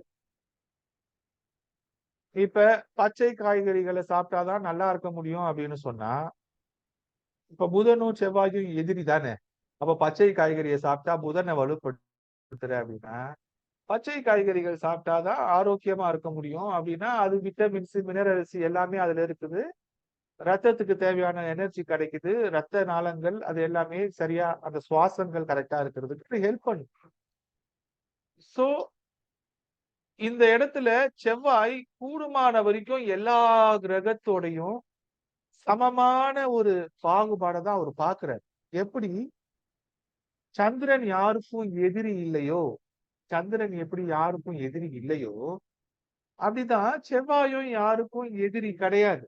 நம்ம தான் செவ்வாயை எதிரியா பார்க்கிறோம்.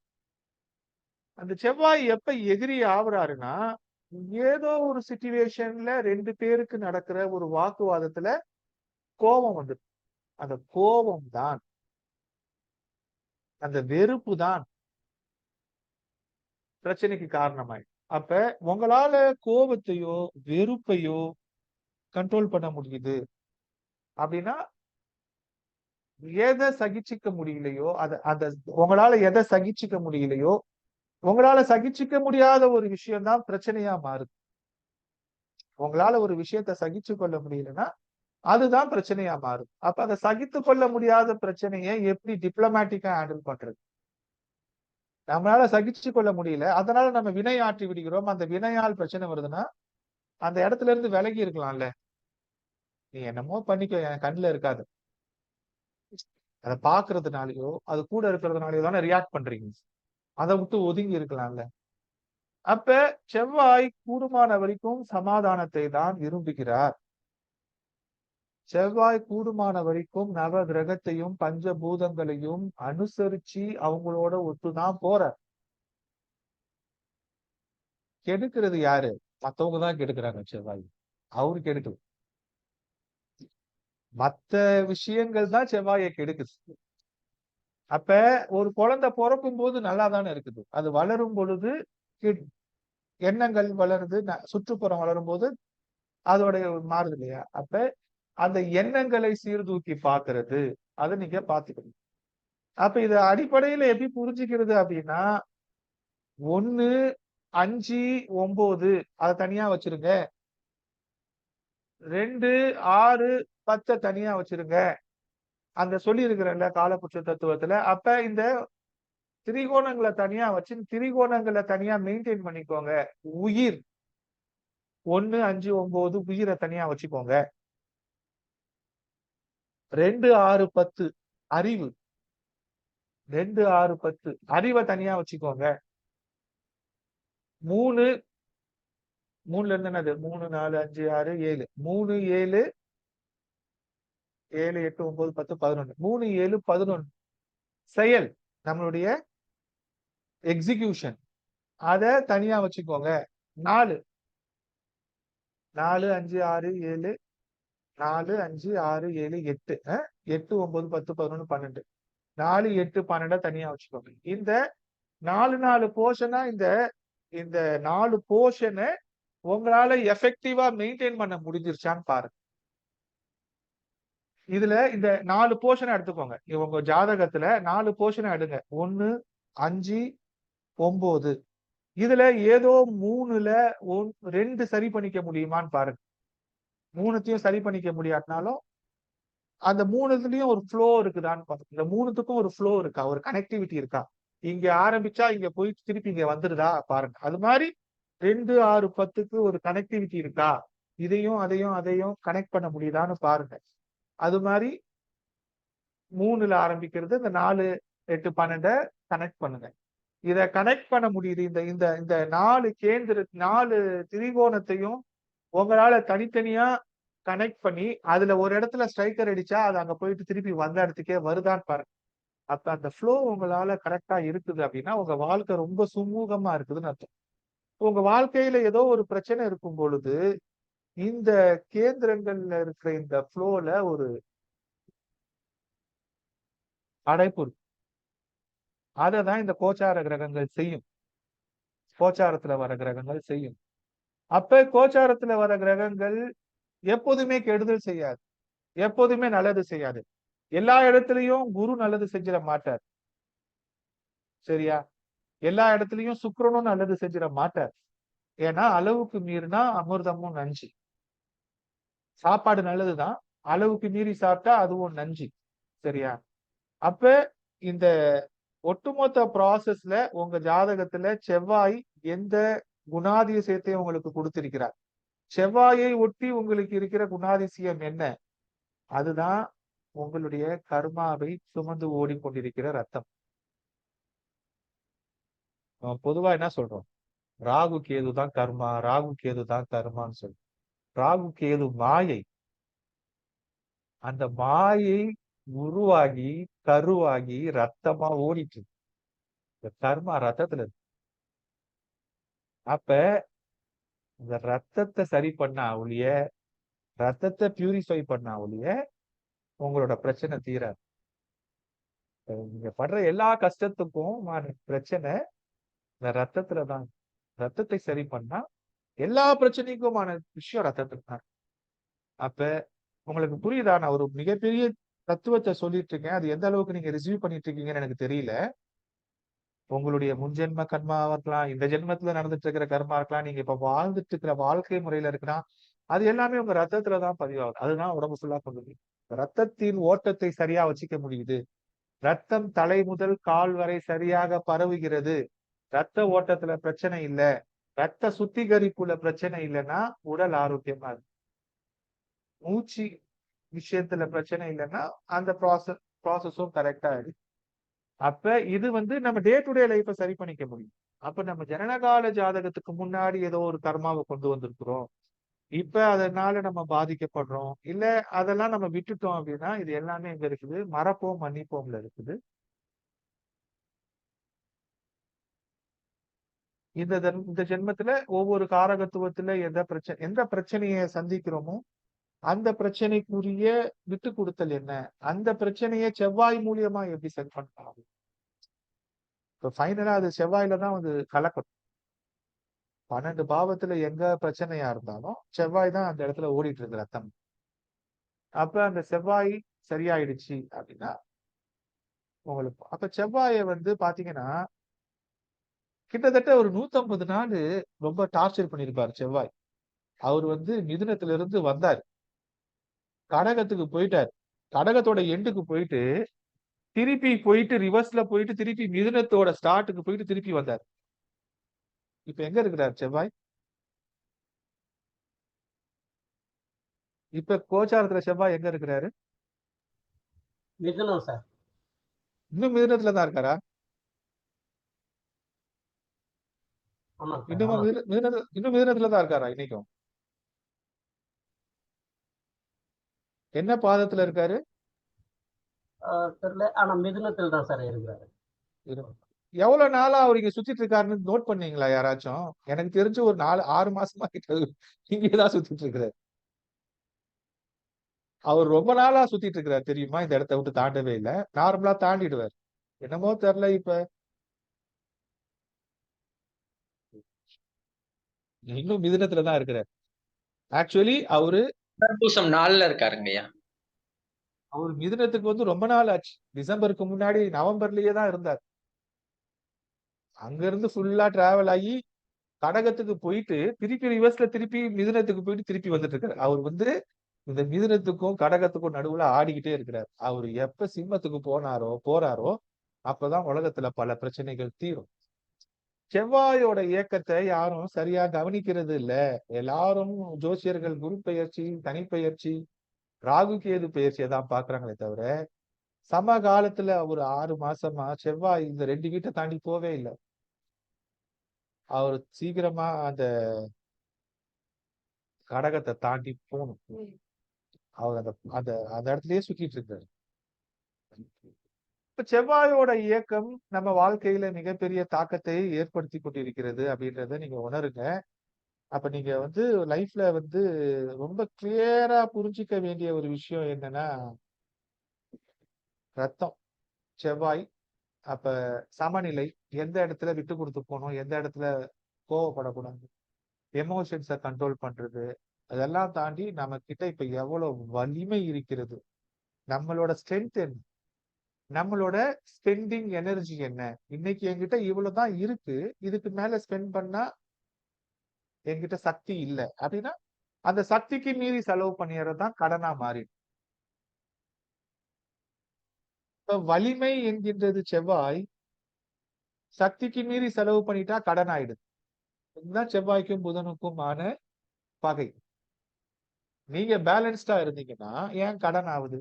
நீங்க பேலன்ஸ்டா இருந்தீங்கன்னா ஏன் நோய் ஆகுது? நீங்க எந்த ஏதோ ஒரு இடத்துல உங்களோட உங்களோட சமநிலையை தவற விட்டுறீங்க. உங்களோட சமநிலையை தவற விடும் பொழுது அது உடல்ல நோயாகவோ அல்லது உங்களை சுற்றி கடனாகவோ உங்களை சுற்றி எதிரியாகவோ மாறிடும். அப்ப இந்த விஷயத்தை செய்யறது யாரு அப்படின்னா, இந்த விஷயத்தை செய்யறது புதன் தான் செய்யறது, அறிவு. அப்ப இந்த அறிவு என்று சொல்லப்படுகின்ற அந்த புதன் 3, 6க்கு அதிபதியா இருக்கிறார் இல்லையா? அந்த 3, 6க்கு அதிபதியா இருக்கிற அந்த விஷயங்கள் எல்லாமே எங்க இருந்து வருது அப்படின்னா, இந்த 2, 3ல நடந்துறது தான். இந்த 2, 3ல நடந்துறது தான் 2ஆம் வீடு, 3ஆம் வீடு. உங்களுடைய 2ஆம் வீட்டுல எண்ணங்கள் வந்து உட்காரும். இந்த 2ஆம் வீட்டுல தான் நீங்க பேசுவீங்க, வாக்கு கொடுப்பீங்க. இந்த 2, 3ல நடக்கிறது தான் உங்க சக்தி அறியாம நீங்க முடிவு பண்ணிடுறது. ஒரு மாயையில முடிவு. உங்க சக்தி அறியாம கமிட் பண்ணிடுறது. ஏதோ ஒண்ணு ஏத்துக்கிறது, வாக்கு கொடுத்துறது, செஞ்சிடுறது, தப்பா பேசிடுறது. இந்த 2, 3 சரியா மெயின்டைன் பண்ணா என்ன தெரியுமோ, என்ன சக்தியோ, என்ன முடியுதோ அதை செஞ்சுட்டோம்னா இந்த 5, 6 சரியா இயங்கும். இந்த 5 ஆசை. இந்த ஆசை கடனா மாறிடும். இந்த 2ல இருக்கிற எண்ணம் செயலா மாறிடுது. 2ல இருக்கிற எண்ணம் செயலா மாறிடுது. 5ல இருக்கிற ஆசை கடன் நோய் எதிரியா மாறிடுது. அப்ப அந்த ஆசைப்பட்டு சாப்பிடுறது, ஆசைப்பட்டு ஏதோ ஒண்ணு செஞ்சிடுறது, ஆசைப்பட்டு நமக்கு சக்திக்கு மீறின ஒண்ணு செய்யறது. அப்ப அந்த 5ல இருக்கிற டிசையர், அந்த 5ல இருக்கிற டிசையர் அதை நீங்க கட்டுப்படுத்தாம விட்டுட்டீங்கன்னா 6ல அது பிரச்சனையா. அப்ப அந்த 5க்கும் 6க்கும் பிரச்சனை இருக்குதுன்னா அந்த 5 எதோட கனெக்ட் ஆகுது? டைரக்டா 1ஓட தான் கனெக்ட் ஆகுது. 1, 5, 9. சரியா? அப்ப உங்க உயிர், உங்கள் ஆசை, அதை நீங்க கண்ட்ரோல் பண்றதுல நம்ம தவறு. நம்ம உயிர், நம்ம ஆசை, நம்மளுடைய திசை, நம்மளையும் அறியாம நமக்குள்ள ஒரு ஆசை எரியுது இல்ல? அந்த நம்மையும் அறியாம எரியிற அந்த ஆசை, அந்த அந்த வேட்கை, காதல், அது ஹார்மோன் ஆட்டோமேட்டிக்கா நடத்துது. நம்மளையும் தெரியாம நடத்துது. அதை எப்படி கண்ட்ரோல் பண்றது? அதை கண்ட்ரோல் பண்றது தெரியும். அது மாதிரி எண்ணங்கள் நம்மளையும் அறியாம நமக்குள்ள உருவாகுகின்ற அந்த எண்ணங்கள் 2, 6 10ல இருக்கு.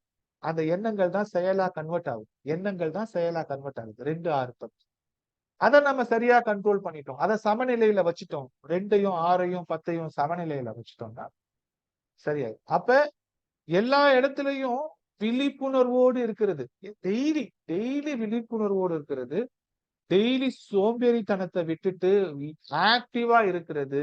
இவ்வளோ செஞ்சாதான் நம்ம சமநிலைக்கு வர முடியும். நம்ம சமநிலைக்கு வரணும்னு ஆசைப்படுறோம். ஆனா அங்க செயல் இல்லாமல் சமநிலைக்கு வராது. அப்ப சோம்பேறித்தனத்தை விட்டுட்டு கரெக்டான நேரத்தை தூங்கிட்டு விழித்திருக்கின்ற நேரத்துல செயல்களை கரெக்டா செஞ்சா இயக்கம் கரெக்டா இருந்துச்சுன்னா பிளட் சர்க்குலேஷன் கரெக்டா இருந்துச்சுன்னா அப்ப இந்த ஒட்டுமொத்த ப்ராசஸும் ஏதோ ஒரு சமநிலையை உருவாக்குறதுல இருக்குது. அந்த சமநிலை எங்க சுத்தினாலும் எல்லா கிரகத்தையும் இணைக்கிறது செவ்வாயோட இருக்கிறது. எல்லா கர்மாவும் செவ்வாயில் தான் இருக்கிறது. அப்ப உங்களோட வாழ்க்கையை கண்ட்ரோல் பண்றது ரத்தத்தை கண்ட்ரோல் பண்றது.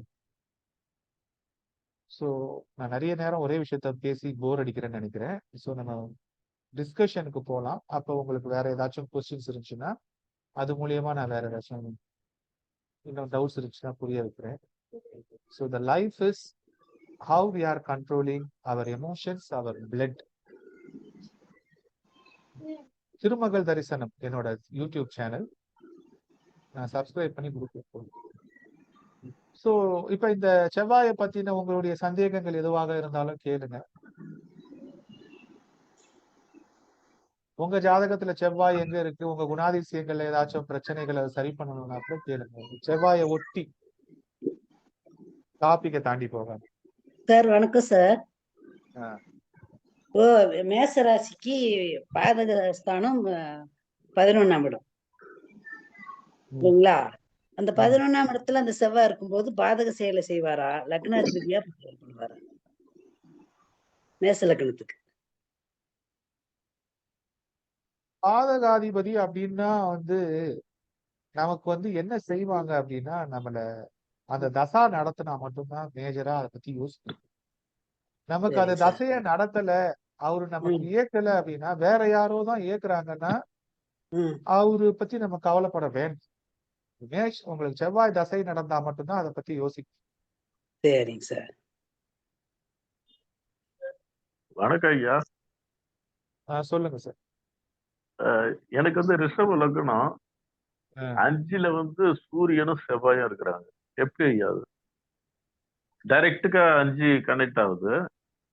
சனி 4ல இருந்து 5, சூரியன் 4ல இருந்து 5க்கு சூரியனோட சேர்ந்து இருக்கு. நீங்க ரிஷப லக்னம்னா உங்களோட 5ஆம் வீடு கன்னி. இல்லையா? கன்னில இருக்கிறாங்க. கன்னியில செவ்வாயும் சூரியனும் இருக்கிறாங்க. சூரியன் செவ்வாய் சாரம், செவ்வாய் சந்திரன் சாரம். இப்ப உங்களுக்கு செவ்வாயோட காரகத்துவத்துல ஏதாச்சும் பிரச்சனை இருக்கிற மாதிரி நீங்க ஃபீல் பண்றீங்களா? எனக்கு ரொம்ப எமோஷனல் நிறைய இருக்குது. சட்டுட்டு உணர்ச்சி வசப்படுறோம். நேரம் பேசுனதே அதை கண்ட்ரோல் பண்றதை பத்தி தானே பேசுறோம். அதுதான் ஆனா முடியல. நான் கண்ட்ரோல் பண்ண நினைக்கிறேன். என்னை மீறி சில நேரத்தை வேற வழி இல்லையே. நமக்கு அதுதான் கொடுக்கப்பட்டிருக்கிற சேலஞ்சுல. ஆமா. இப்ப நமக்கு வாழ்க்கையில கொடுக்கப்பட்டிருக்கிற சேலஞ்ச் அதுதானே.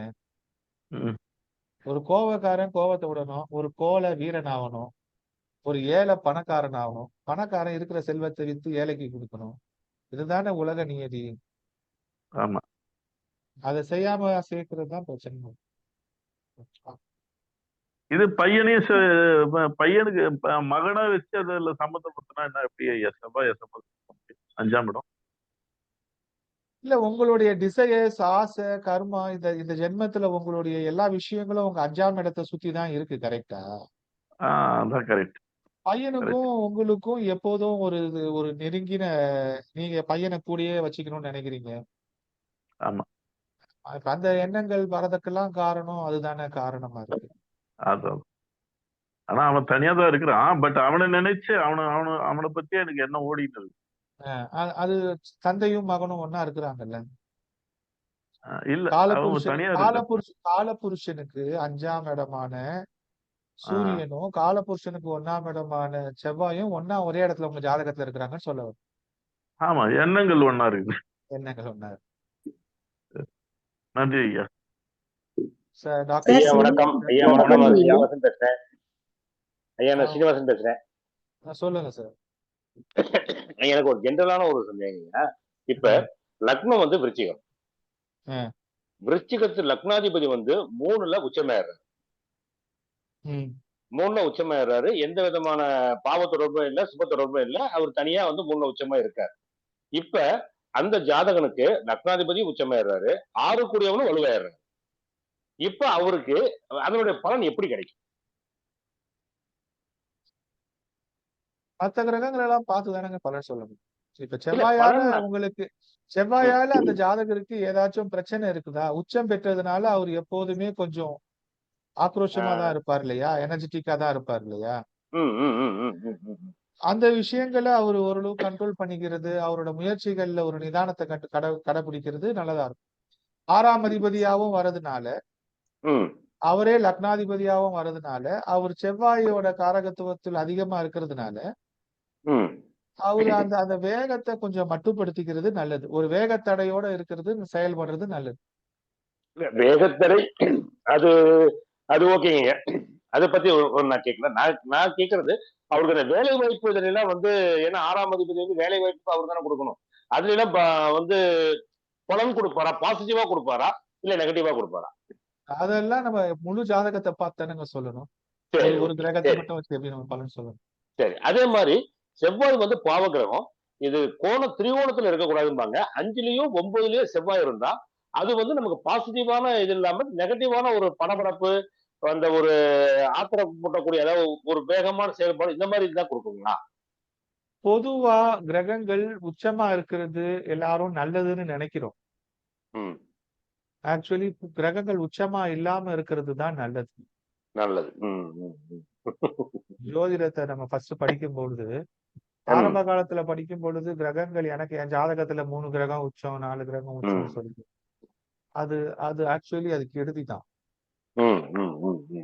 சமநிலையில இருக்கிறது. நம்ம இவ்வளவு நேரம் நம்ம படிச்ச விஷயங்கள் வாழ்க்கை ஒரு சமநிலையில இருக்கணும் அப்படின்றத பத்தி தான் படிக்கிறது.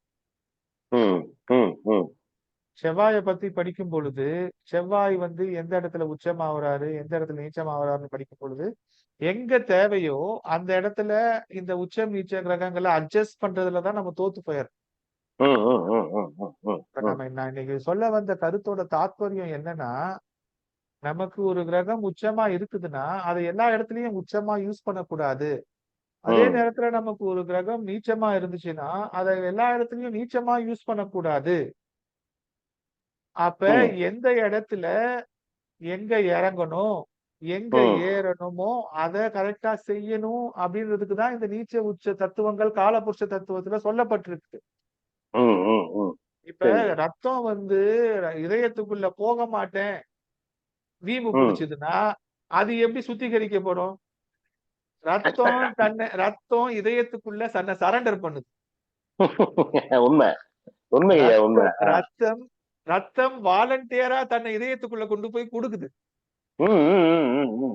அப்ப அந்த இதயம் வாலண்டியரா அதை எடுத்துட்டு போய் பொண்டாட்டி கிட்ட கொடுக்குது. இதயம் தாய் கிட்ட இருந்து ஒரு பொயனை கொண்டு வந்து பொண்டாட்டி கிட்ட கொடுக்குறாங்க. அப்ப அந்த கொண்டாட்டி சரியா பியூரிஃபை பண்ணி திருப்பி வேலைக்கு அனுப்புறான். 10ஆம் இடம். வேலைக்கு போன இடத்துல வேலை செஞ்சு முடிச்சுட்டு எல்லாத்தையும் முடிச்சுட்டு திருப்பி 4ஆம் இடத்துக்கு வர திருப்பி அங்க. அப்ப இந்த கேந்திரம்ன்றது எப்படி இயங்குது? தாய், மனைவி, வேலை. அப்ப ஒரு மனுஷனுக்கு என்ன தேவை? உயிர், இருப்பிடம். 4ஆம் இடம் இருப்பிடம். 7 கலத்திரம், நண்பர்கள், வாடிக்கையாளர்கள். வாடிக்கையாளர்கள்னா நீங்க என்ன செய்வீங்க? நீங்க யாருக்கும் சர்வ் பண்ணணும்ல. ஒரு நண்பன் இல்லைன்னா என்ன செய்வீங்க? ஒரு மனைவி, ஒரு வாழ்க்கை துணை இல்லைன்னா ஏதோ ஒண்ணு இருக்கணும்ல. அப்ப 4ல ஒருத்தர் இருக்கணும் உங்களுக்குன்னு. கண்டிப்பா. 7ல ஒருத்தன் இருக்கணும் உங்களுக்குன்னு. 10ல ஒருத்தன் இருக்கணும் உங்களுக்குன்னு. 10ல ஒரு பாவியாச்சும் இருக்கணும் நீங்க போய் சண்டை போடுறது. கரெக்ட் தாங்க ஐயா. சரியா? அப்ப இந்த சமநிலையை செய்யணும் நம்ம சொல்லுவோம். துலாம் லக்கணமா இருந்து அது செவ்வாய் வந்து 10ல நீசமா இருந்தா அதனுடைய பலன்கள் வந்து மாறுபடும் ஐயா. அதே நேரம் சிம்ம ராசியா இருந்து அது ராசிக்கு 12ல மறையுதுன்னு எடுத்துக்கலாமாங்கய்யா? இல்ல லக்கணத்துக்கு 2-7 போய் 10ல நீசமாறுதுங்கிறது அது ஒரு நல்ல பலனை சொல்லக்கூடிய ஒரு இடமாவோ இல்ல ஒரு பிற்கால பலன்கள்ல தொழில் சம்பந்தமான ஒரு பாதிப்பை ஏற்படுத்துமாங்கய்யா? இல்ல நான் வந்து அடிப்படையில ஒரு விஷயத்த எல்லாருக்கும் சொல்றேன், கிளியரா புரிஞ்சுக்கோங்க. ஜோதிடம் என்கின்றது நம்ம பிறந்துட்டோம். நம்ம பிறந்துட்ட பிறகு நமக்கு ஏதோ ஒரு பிரச்சனை இருக்கிறதுனால நம்ம இங்க இருக்கிறவங்க எல்லாம் ஜோதிடத்தை படிக்க ஆரம்பிச்சோம்.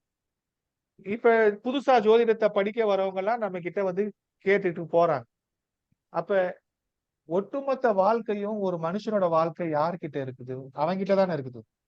நீங்க ஜோதிடம் சொன்னாலோ இல்ல வேற என்ன பண்ணாலோ, கோயிலுங்களுக்கு போனாலோ, சாமியை கும்பிட்டாலோ, ஒரு தனிப்பட்ட மனிதனோட வாழ்க்கையை நிர்ணயிக்கிறது யாரு? அவன் தானே. அப்ப அந்த உயிர் ஆத்துமா என்கின்ற அந்த ஒரு விஷயத்துக்கு சில ப்ராபபிலிட்டி பிறக்கும் போது கொடுக்கப்பட்டிருக்கு. அது பிறக்கும் பொழுது கொடுக்கப்பட்ட ஒரு நிலை. அத அந்த பிறப்பு ஜாதகம் சாவர வரைக்கும் வேலை செய்யாது அப்படின்றத எல்லாரும் புரிஞ்சுக்க மறக்கிறீங்க. அது அன்னைக்கு இருந்த நிலை. அடுத்த நிமிஷம் அந்த கிரகம் அங்க இல்ல, போயிடுச்சு. நம்ம என்ன நினைச்சுக்கிறோம், அந்த சாவர வரைக்கும் அந்த அந்த வாழ்க்கை அந்த ஜாதகம் அப்படியே தான் வேலை செய்யும்னு நினைக்கிறோம். அது தவறு. கோச்சாரத்துல கிரகங்கள் வரும் பொழுது நாம் ஒவ்வொரு நாளும் வெவ்வேறு ஜாதகரா மாறி மாறி தான் மாறுறோம். நம்ம வாழ்க்கை பிறந்தப்ப நம்ம ஸ்லேவா பிறந்தா சாகும் போது நம்ம ராஜாவா சாக முடியதானே செய்யுது. அப்ப இது எல்லாமே நம்மளால மாற்றிக்கொள்ள முடியறதுக்கு உயிருக்கு ஒரு வாய்ப்பு கொடுக்கப்பட்டிருக்கு. உங்க வாழ்க்கையில எவ்வளவு கடினமான ஏற்றத்தாழ்வுகள் இருந்தாலும் ஏதோ ஒரு இடத்துல ஒரு சாவி கொடுக்கப்பட்டிருக்குது. ஒரு லேடர் பரமபதத்துல கொடுத்திருக்கிற ஏணி கொடுக்கப்பட்டிருக்குது. நீங்க ஏறுனா பாம்பு குத்தி கீழே வர்றதுக்கு வாய்ப்பு இருக்குது. அதை நம்ம புடிச்சுக்கிட்டு அந்த பரமபத விளையாட்டுல விளையாண்டுகிட்டே இருந்து அந்த ஃபைனலா தாயம் போட்டு லாஸ்டா சேர்றது எவ்வளவு பேர் சக்சஸ் பண்றதுதான் இருக்குது. கடைசியா போயிட்டு அங்க படிக்கட்டுல பாம்பு குத்தி கீழேயும் வந்துடுறவங்க இருக்கதானே செய்யறாங்க. திருப்பி ஒரு படிக்கட்டுல ஏறி மேல போறவங்க தானே இருக்கிறாங்க. அப்ப ஜாதகம், நான் திருப்பி சொல்றது என்னன்னா, நம்ம எப்படி சமநிலைப்படுத்திக்கிறது, நமக்கு இருக்கிற உச்ச நீச்சத்தை எப்படி சமநிலைப்படுத்திக்கிறத தான் நான் திருப்பி திருப்பி சொல்றேன். இன்னைக்கு சொன்ன வந்த கருத்து அது எப்படி வேணாலும் இருக்கட்டும். உங்க ஜாதகம் அதுல உங்களுக்கு இப்ப என்ன வேணும்? எனக்கு இப்ப இது வேணும், அதுக்கு இது இல்ல, இது வேணும், இது இல்ல, அதை எப்படி சரி பண்ணிக்கணும், அதை நோக்கி போறதுக்கு தேவையான திட்டமிடுதலை தான் இந்த கட்டத்துல வச்சுக்கணும். இந்த கட்டமிடுதல் எதுக்கு வச்சுக்கணும் அப்படின்னா, உங்க ஜனன காலத்துல இருந்த அந்த ஜாதகங்கள்ல கோச்சார கிரகங்கள் போகும் பொழுது ஒரு தூண்டுதலை ஏற்படுத்திக்கிட்டே போகுது. அப்ப அதை பாக்குறதுக்கு இதை யூஸ் பண்ணிக்கணுமே தவிர, இந்த ஜாதகத்தை நாம் மாற்றிக்கொண்டே இருக்கிறோம். நம்ம புதுசா ஒரு வாழ்க்கை துணையை நம்ம வாழ்க்கையில சேர்க்கும் பொழுதோ, புதுசா நமக்கு ஒரு குழந்தை பிறந்துட்டப்போ, நம்ம வாழ்க்கையில புதுசா ஒருத்தர் சேரும் பொழுது நம்ம ஜாதகம் மாறுதுன்றதை நம்ம மறந்துடுறோம். நம்ம திருப்பி திருப்பி நம்மளுடைய ஜனனகால ஜாதகத்தை மட்டுமே புடிச்சுக்கிட்டு இருக்கோம். கல்யாணம் ஆகுற வரைக்கும் ஒரு ஜாதகம், கல்யாணம் ஆயிடுச்சுன்னா 2 ஜாதகமும் சேர்த்து ஒன்னாதான் வேலை செய்யுது. ஒரே வீட்டுல நீங்க வாழ்ந்தீங்கன்னா, குழந்தை பிறந்துருச்சுன்னா 2 குழந்தைன்னா 4 பேர் ஜாதகமும் ஒரு வீட்டுல இருந்தா ஒன்னாதான் வேலை செய்யும். இந்த இடத்துல தனியா ஒரு ஜாதகம் வேலை செய்யலன்றதை நம்ம மறந்துடுறோம். ஜாதகம் என்பது கூட்டு விளைவு. இதுல எங்கேயுமே நம்ம சரி பண்ணிக்க முடியும். எனக்கு இப்ப என்ன வேணும்ன்றதுதான் கேள்வி.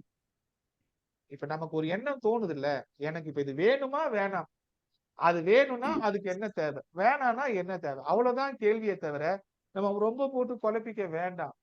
ஜாதகத்துல என்னோட நீண்ட கால தேவை என்ன, குறுகிய கால தேவை என்ன, அவ்வளவுதான். ஐயா, எனக்கு ஒரு சின்ன ஒரு பொதுவான கருத்து நான் ஒண்ணு சொல்ல ஆசைப்படுறேன். இப்ப ஹலோ சொல்லுங்க. கேக்குதுங்களா? இப்ப நம்ம நேரம் நல்ல நேரம்னு திரும்ப இந்த எக்ஸாக்ட் ப்ரெடிக்ஷன்ல வந்து ஒரு ஆப்ஷன் கொடுத்துருக்கீங்க. அது செயல்பட ஆரம்பிச்சிருக்கீங்க ஐயா? கொடுத்துருக்குறோமே, எல்லா திருமகள் தரிசன உறுப்பினர்கள் எல்லாம் பயன்படுத்திட்டு தானே இருக்கிறாங்க. இல்ல, நேத்து நான் அதை எடுத்து பார்த்தேங்க. அந்த இதுல டேஷ்போர்ட்ல இருந்தது, ஜாதகங்கள் கீழே வந்து நேரம் நல்ல நேரம் இருந்தது. அதை ஓபன் பண்ணி ஒரு டேட் கொடுக்கும்போது நமக்கு அது எதுவும் ஓபன் ஆகல. அது ஏதாவது அதனாலதான் ஒரு சந்தேகத்துல கேட்டேன்.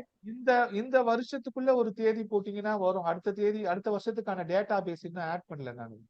ஓ, ஏப்ரலுக்கு வந்து நெக்ஸ்ட் இயர்னாக்கா 2026 சொல்றீங்களா? அதை நான் இன்னும் போடல. இந்த வருஷத்துக்குள்ள போட்டீங்கன்னா வரும். ஐயா, மிக சிறந்த முயற்சி. உண்மையாலுமே எங்களுக்கு இது ரொம்ப ரொம்ப பயனுள்ளதா இருக்குது. உங்களுக்கு மிக்க மிக்க நன்றி. அது இந்த இடத்துல நான் சொல்லிக்க ஆசைப்படுறேன். இன்னொன்னு ஐயா, எனக்கு வந்து இப்ப மாசம் மாசம் அந்த ரினியூவலுக்கு மட்டும் ஒரு ஆட்டோ ரிமைண்டர் மாதிரி ஏதாவது செட் பண்ணி நம்ம எக்ஸாம் ப்ரிடிக்ஷன்லயே கொடுக்க முடியுங்களா?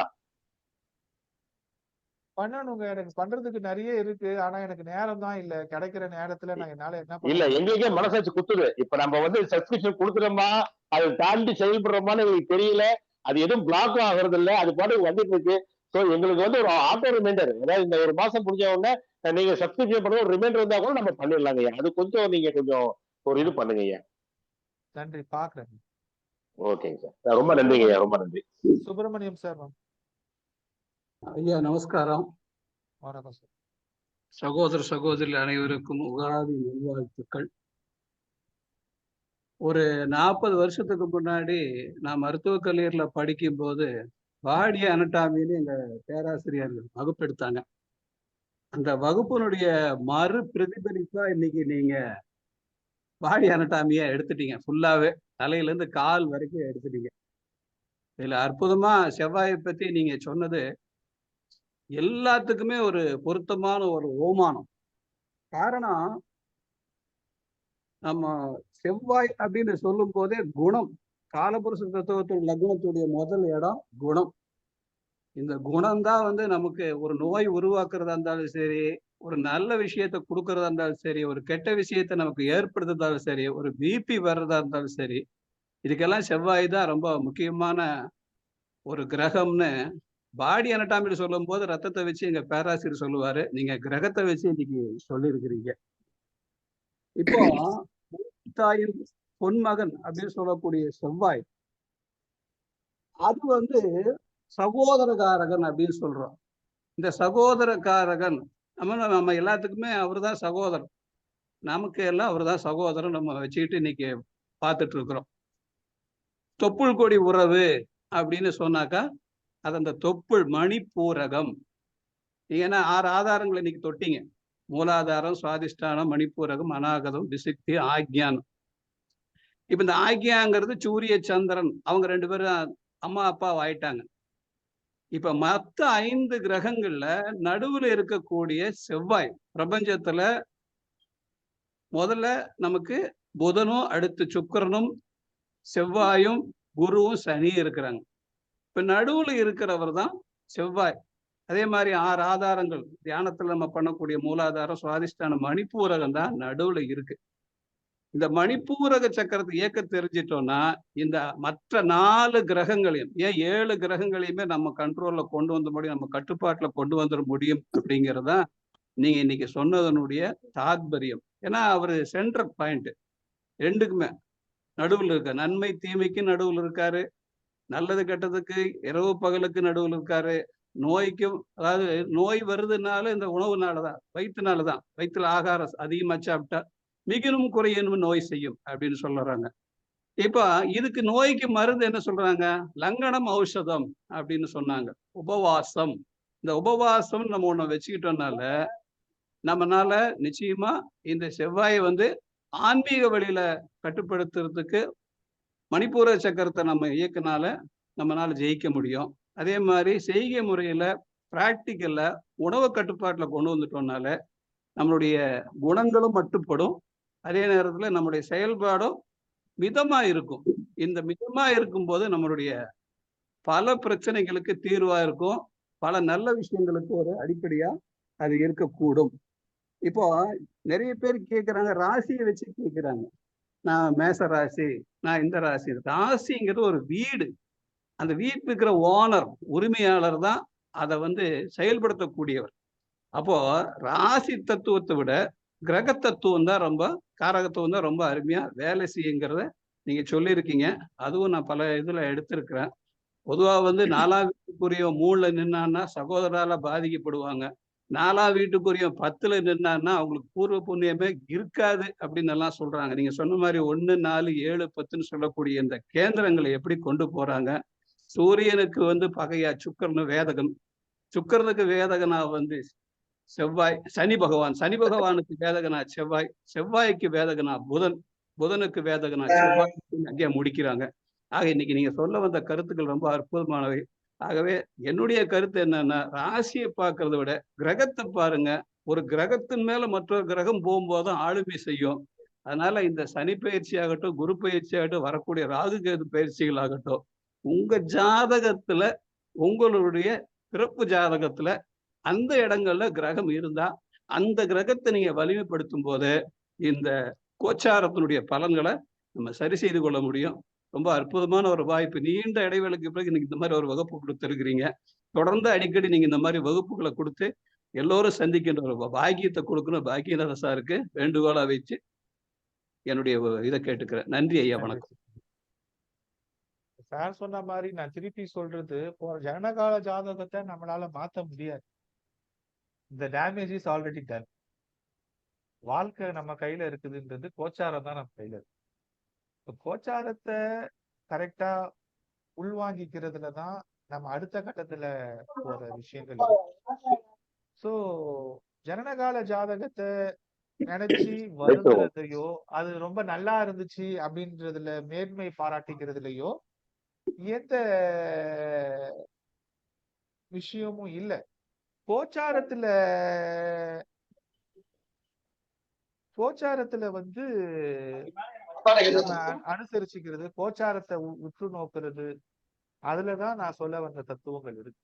சோ ஜனனகால ஜாதகத்துல இருக்கிற அந்த புள்ளிகளில் கோச்சார கிரகங்கள் என்ன தாக்கத்தை ஏற்படுத்திக்கிறது. ஒருத்தருக்கு வந்து தந்தையோடு உறவு சரியா இல்லை அப்படின்னும் பொழுது, அவருக்கு தந்தையின் காரகத்துவத்தை குறிக்கிற கிரகம் என்ன? 9ஆம் வீடு, 9ஆம் வீட்டு அதிபதி. இயற்கை காரகம் என்ன? சூரியன். நிறைய பேர் மறந்துடுறது என்னன்னா, இரவில் பிறந்தவர்களுக்கு தந்தை காரகன் சனி, பகலில் பிறந்தவர்களுக்கு தான் தந்தை காரகன் சூரியன். அப்ப கோச்சாரத்துல சூரியன் மேலேயோ, இல்ல இரவில் பிறந்தவர்களுக்கு சனியின் மேலேயோ, இல்ல அந்த ஜாதகத்துல 9ஆம் அதிபதியின் மீதோ சுப கிரகங்கள் பார்வை, சுப கிரகங்கள் சேர்க்கை ஏற்படும் பொழுது தந்தை குருவின் மூலம் நல்லது நடக்கும். எக்ஸாம்பிளுக்கு நான் சொல்றேன். அப்ப நீங்க வாட் டேமேஜ் எப்ப நடந்துச்சு அப்படின்றத பத்தி யோசிக்காதீங்க. இப்ப அதை எப்படி சரி பண்றதுன்றத யோசிச்சீங்கன்னா, ஒஸ்ட் கேஸுக்கு சந்திரன் வந்து 27 நாளைக்கு ஒரு தடவை சுத்திடுறார். அவர் வளர்பிறையில சுத்தும் பொழுது, அவர் சுபத்துவரா இருக்கிறாருன்ற ஒரு காலத்துல சுத்தும் பொழுது, எந்த கிரகத்தின் மூலம் உங்களுக்கு பிரச்சனையோ அந்த கிரகத்தை அவர் பார்க்கும் பொழுதோ இணையும் பொழுதோ அது நல்லது நடக்கிற மாதிரி நீங்க சரி செஞ்சுக்க முடியும். சுக்கிரன் அவரை பார்க்கும் பொழுதோ செய்யும் பொழுதோ சரி செஞ்சுக்க முடியும்ன்ற மாதிரி ஒரு விஷயங்களை நீங்க புரிஞ்சுக்கிட்டீங்கன்னா, நீங்க வாழ்க்கையில சில விஷயங்களை திருத்தி கொண்டே போக முடியும். வாய்ப்புகளை நம்ம தவற விட்டுறோம். அதற்கான ஒரு முயற்சியா தான் நம்ம இந்த நேரம் நல்ல நேரம்லாம் எடுத்து கொடுத்துருக்கோம். எப்போதுமே அதை கம்ப்யூட்டர்ல பண்றது ஈஸி, மேனுவலா பண்ண முடியாதுன்றதுனாலதான் இந்த நேரம் நல்ல நேரம் மாதிரி முயற்சிகள்லாம் எடுக்கிறோம். அதெல்லாம் பயன்படுத்தி நிச்சயமா வாழ்க்கையில நீங்க ஜெயிக்க முயற்சி செய்யுங்க. ராதிகா கேளுங்க. சார் வணக்கம் சார், எல்லாருக்கும் வணக்கம். இப்போ திருமண பொருத்தம் பார்க்கும் போது செவ்வாய் தோஷம் உள்ள ஜாதகத்தை செவ்வாய் கூட தான் இணைக்கணும்னு சொல்றாங்க. அதாவது 2, 4, 7, 8, 12 இருந்தா அப்படி அதை வந்து எதனால சொல்றாங்கன்னு பிளட் ஃபேக்டர் வச்சு சொல்றாங்க. பிளட் வந்து RH நெகட்டிவ் பாசிட்டிவ் ஃபேக்டர்னால அப்படின்னு சொல்றாங்க. பட் ஆக்சுவலா பார்த்தா எனக்கும் எங்க ஹஸ்பண்டுக்கும் 8-4ல செவ்வாய் இருக்கு. ஆனா பிளட் குரூப்ஸ் வந்து ஒருத்தருக்கு நெகட்டிவ் ஒருத்தருக்கு பாசிட்டிவ். இது எப்படி சார் பாக்குறது? இப்ப ஸ்பெசிபிக்கா திருமண பொருத்தத்துக்கு நம்ம நிறைய வீடியோஸ் போட்டிருக்கிறோமா? ஓகேங்க. பொருத்தத்துல நம்ம பெரிய ஆராய்ச்சிகள் செஞ்சு சில காமன் ஃபேக்டர்ஸ் எது எதெல்லாம் பார்க்கணும், எது பார்க்க கூடாதுன்னு நம்ம திருமகள் தரிசனம் யூடியூப் சேனல்ல நிறைய வீடியோஸ் இருக்கு. நான் ஃபாலோ பண்ணிட்டு தான் சார் இருக்கேன். அதுல நம்ம என்ன சொல்லிருக்கிறோமோ அதுதான் நம்மளுடைய ஆராய்ச்சி முடிவுகள். ஓகேங்க. இப்ப நீங்க ஸ்பெசிபிக்கா கேக்குறது வந்து RH, அதாவது நெகட்டிவ் பாசிட்டிவ் இருந்தா நல்லா இருக்குமா இருக்காதான்னு கேக்குறீங்களா? ஆமாங்க சார். அந்த அந்த மாதிரி நான் ஆராய்ச்சி இன்னும் பண்ணல. ரத்தத்துல நெகட்டிவ் பாசிட்டிவ் இருந்தா நல்லா இருக்குதான்றது நான் எந்த ஜாதகத்திலையும் ஒப்பிட்டு நான் பார்க்கல. ஓகே. நான் இதை எடுத்துக்கிறேன். நான் எனக்கு நேரம் கிடைக்கும் போது இது எனக்கு டேட்டா இருந்துச்சுன்னா நான் சரி பார்த்துட்டு பின்னாடி எப்போதோ ஒரு சமயத்துல சொல்றேன். மத்தவங்க பார்த்திருந்தீங்கன்னா அது உங்களோட கருத்துக்களை சொல்லணும். ஓகே ஐயா சார். ஐயா மருத்துவரா நான் பார்க்கும்போது ஓ பாசிட்டிவ் ஓ நெகட்டிவ் அப்படியே இருந்துச்சுன்னா அவங்க தம்பதிக்குள்ள பிரச்சனை கிடையாது. ஆனா பிறக்கக்கூடிய குழந்தைக்கு பிரச்சனை வரும். முதல் குழந்தைக்கு கூட பிரச்சனை வராது. அடுத்த குழந்தைக்கு கட்டாயம் பிரச்சனை வரும். ஸோ அந்த குழந்தையினுடைய குரூப் மாத்துறதுக்கு அதுக்குன்னு ஒரு இன்ஜெக்ஷன் பண்ணி 2வது குழந்தைக்கு எந்த பிரச்சனையும் இல்லாம பார்த்துக்குவாங்க மருத்துவர்கள் ஐயா. இது மருத்துவ ரீதியான ஒரு இது. 2வது செவ்வாய் மட்டுமே வந்து ஜாதக ரீதியா பார்க்கும்போது செவ்வாய் மட்டுமே எடுத்துட்டு பார்க்க வேண்டியதில்லை. பொதுவா செவ்வாய்க்கு ஆகாதவன் புதன் அப்படிங்கிற ஒரே ஒரு கான்செப்ட் மட்டும் வச்சுக்கிட்டே நம்ம திருமண பொருத்தத்துக்குள்ள போகலாம். இந்த 10 பொருத்தம் எல்லாம் விட்டுடுங்க தயவு செய்து. அதெல்லாம் வந்து ஒரு பிரயோஜனமே இல்லாத ஒரு விஷயம். நாம வந்து ஜாதகத்தை லக்னத்தினுடைய அடிப்படையில நம்ம பொருத்தங்கள் பார்த்து நம்ம அமைச்சு கொடுத்தோம்னா அதுலயும் திருமணம் நடக்கக்கூடிய இதுல ஒரு லக்ன திருமண சக்கரம் அந்த விவாக சக்கரத்தை பேஸ் பண்ணி நம்ம நடத்தினால ஒரு திருமணமும் நல்லா இருக்கும், ஒரு ஆபரேஷனும் நல்லா இருக்கும், ஒரு தொழில் முன்னேற்றமும் நல்லா இருக்கும் ஐயா. Thank you sir. Thank you sir. வேற யாருக்காச்சும் கேள்விகள் இருக்கா? பண்ணிருந்தேன் சார். சொல்லுங்க. சார் இப்ப இந்த 6 கிரக ஒன்னா சேர்ந்திருக்கு இல்லைங்களா சார்? அத பத்தி ஏதாவது சொல்ல முடியுங்களா? ஆக்சுவலி ஒரு ராசின்றது ரொம்ப பெரிய ஏரியா இல்லம்மா வானத்துல. அது ரொம்ப சின்ன இடமா நம்ம ராசி கட்டத்துல பாக்குறதுனால 6 கிரகமும் சரிங்க. ஒன்னா இருக்குதுன்ற மாதிரி தெரியுது. ஆக்சுவலி உலகத்துக்கு ஏதாவது பாதிப்பு வருங்களா? ரொம்ப பெரிய பரப்புல இருக்கு. அது சந்திரன் இப்ப வந்து போயிடுவாரு. அப்ப 5 கிரகம் ஆயிடும். அப்புறம் சூரியன் இன்னும் ஒரு 10 நாள்ல போயிடுவாரு. 4 கிரகம் ஆயிடும். ஆல்ரெடி வந்து அந்த 6 கிரக சேர்க்கையில ஒரு இத நம்ம நிலநடுக்கத்தை பார்த்துட்டோம் தானே. மியான்மர்ல பார்த்துட்டோம். அது ஒரு பெரிய துயரம் தானே. அதுக்கு ஆமா மேல சார். எதுவும் உலகத்துல நடக்க கூடாதுன்னு வேணா பிரார்த்திப்போம். வேற என்ன நம்ம கையில இருக்கு. சார் இன்னொரு கேள்விங்க சார். அந்த பேசினால் ஜாதகம் வரும்ன்ற சாஃப்ட்வேர் வெளியிட்டீங்களா சார்? அது ஆல்ரெடி அது வெளியிட்டது அப்படியே இருக்கு. அதை நான் யாருக்கும் புதுசா யாருக்கும் கொடுக்கல. நான் போன வருஷம் அதை யாருக்கெல்லாம் டெஸ்ட் பண்ண கொடுத்தனோ அவங்களுக்கு எல்லாம் அந்த ஆக்சஸ் கொடுத்த மாதிரியே இருக்கு. அந்த சாஃப்ட்வேர் முடிஞ்சா எங்களுக்கு எல்லாம் விநியோகம் பண்ணுங்க சார். கொடுக்குறேன் நானு. ஆக்சுவலி பிரச்சனை என்னன்னா எனக்கு இப்ப சமகாலத்துல நேரங்கள் இல்ல. நான் உடம்பு பேலன்ஸ் பண்ணிக்கிறதுக்கு ட்ரை பண்றேன். ஜோதிடத்துக்கும் எனக்கு ஒரு ஒரு சமகாலத்துல கொஞ்ச நாளைக்கு எல்லாம் முன்னாடி ஏன்டா ஜோசியத்தை ரொம்ப நாளா புடிச்சிட்டு தொங்கிட்டு இருக்கிறோம், அதை விட்டுட்டு போயிடலாம்னு கூட தோணுச்சு. அப்புறம் சரி நம்மளும் போயிட்டா அப்புறம் யார் இதெல்லாம் செஞ்சு தருவான்ட்டு கொஞ்ச நாள் ரெஸ்ட் எடுத்துட்டு திருப்பி வந்திருக்கிறேன். பெரிய பில்லருங்க சார் நீங்க ஜோசியத்துல. வெறுப்பு கூட வந்துச்சு ஜோசியத்து மேல எனக்கு. அப்புறம் நானே அதை சரி பண்ணிக்கிட்டேன்.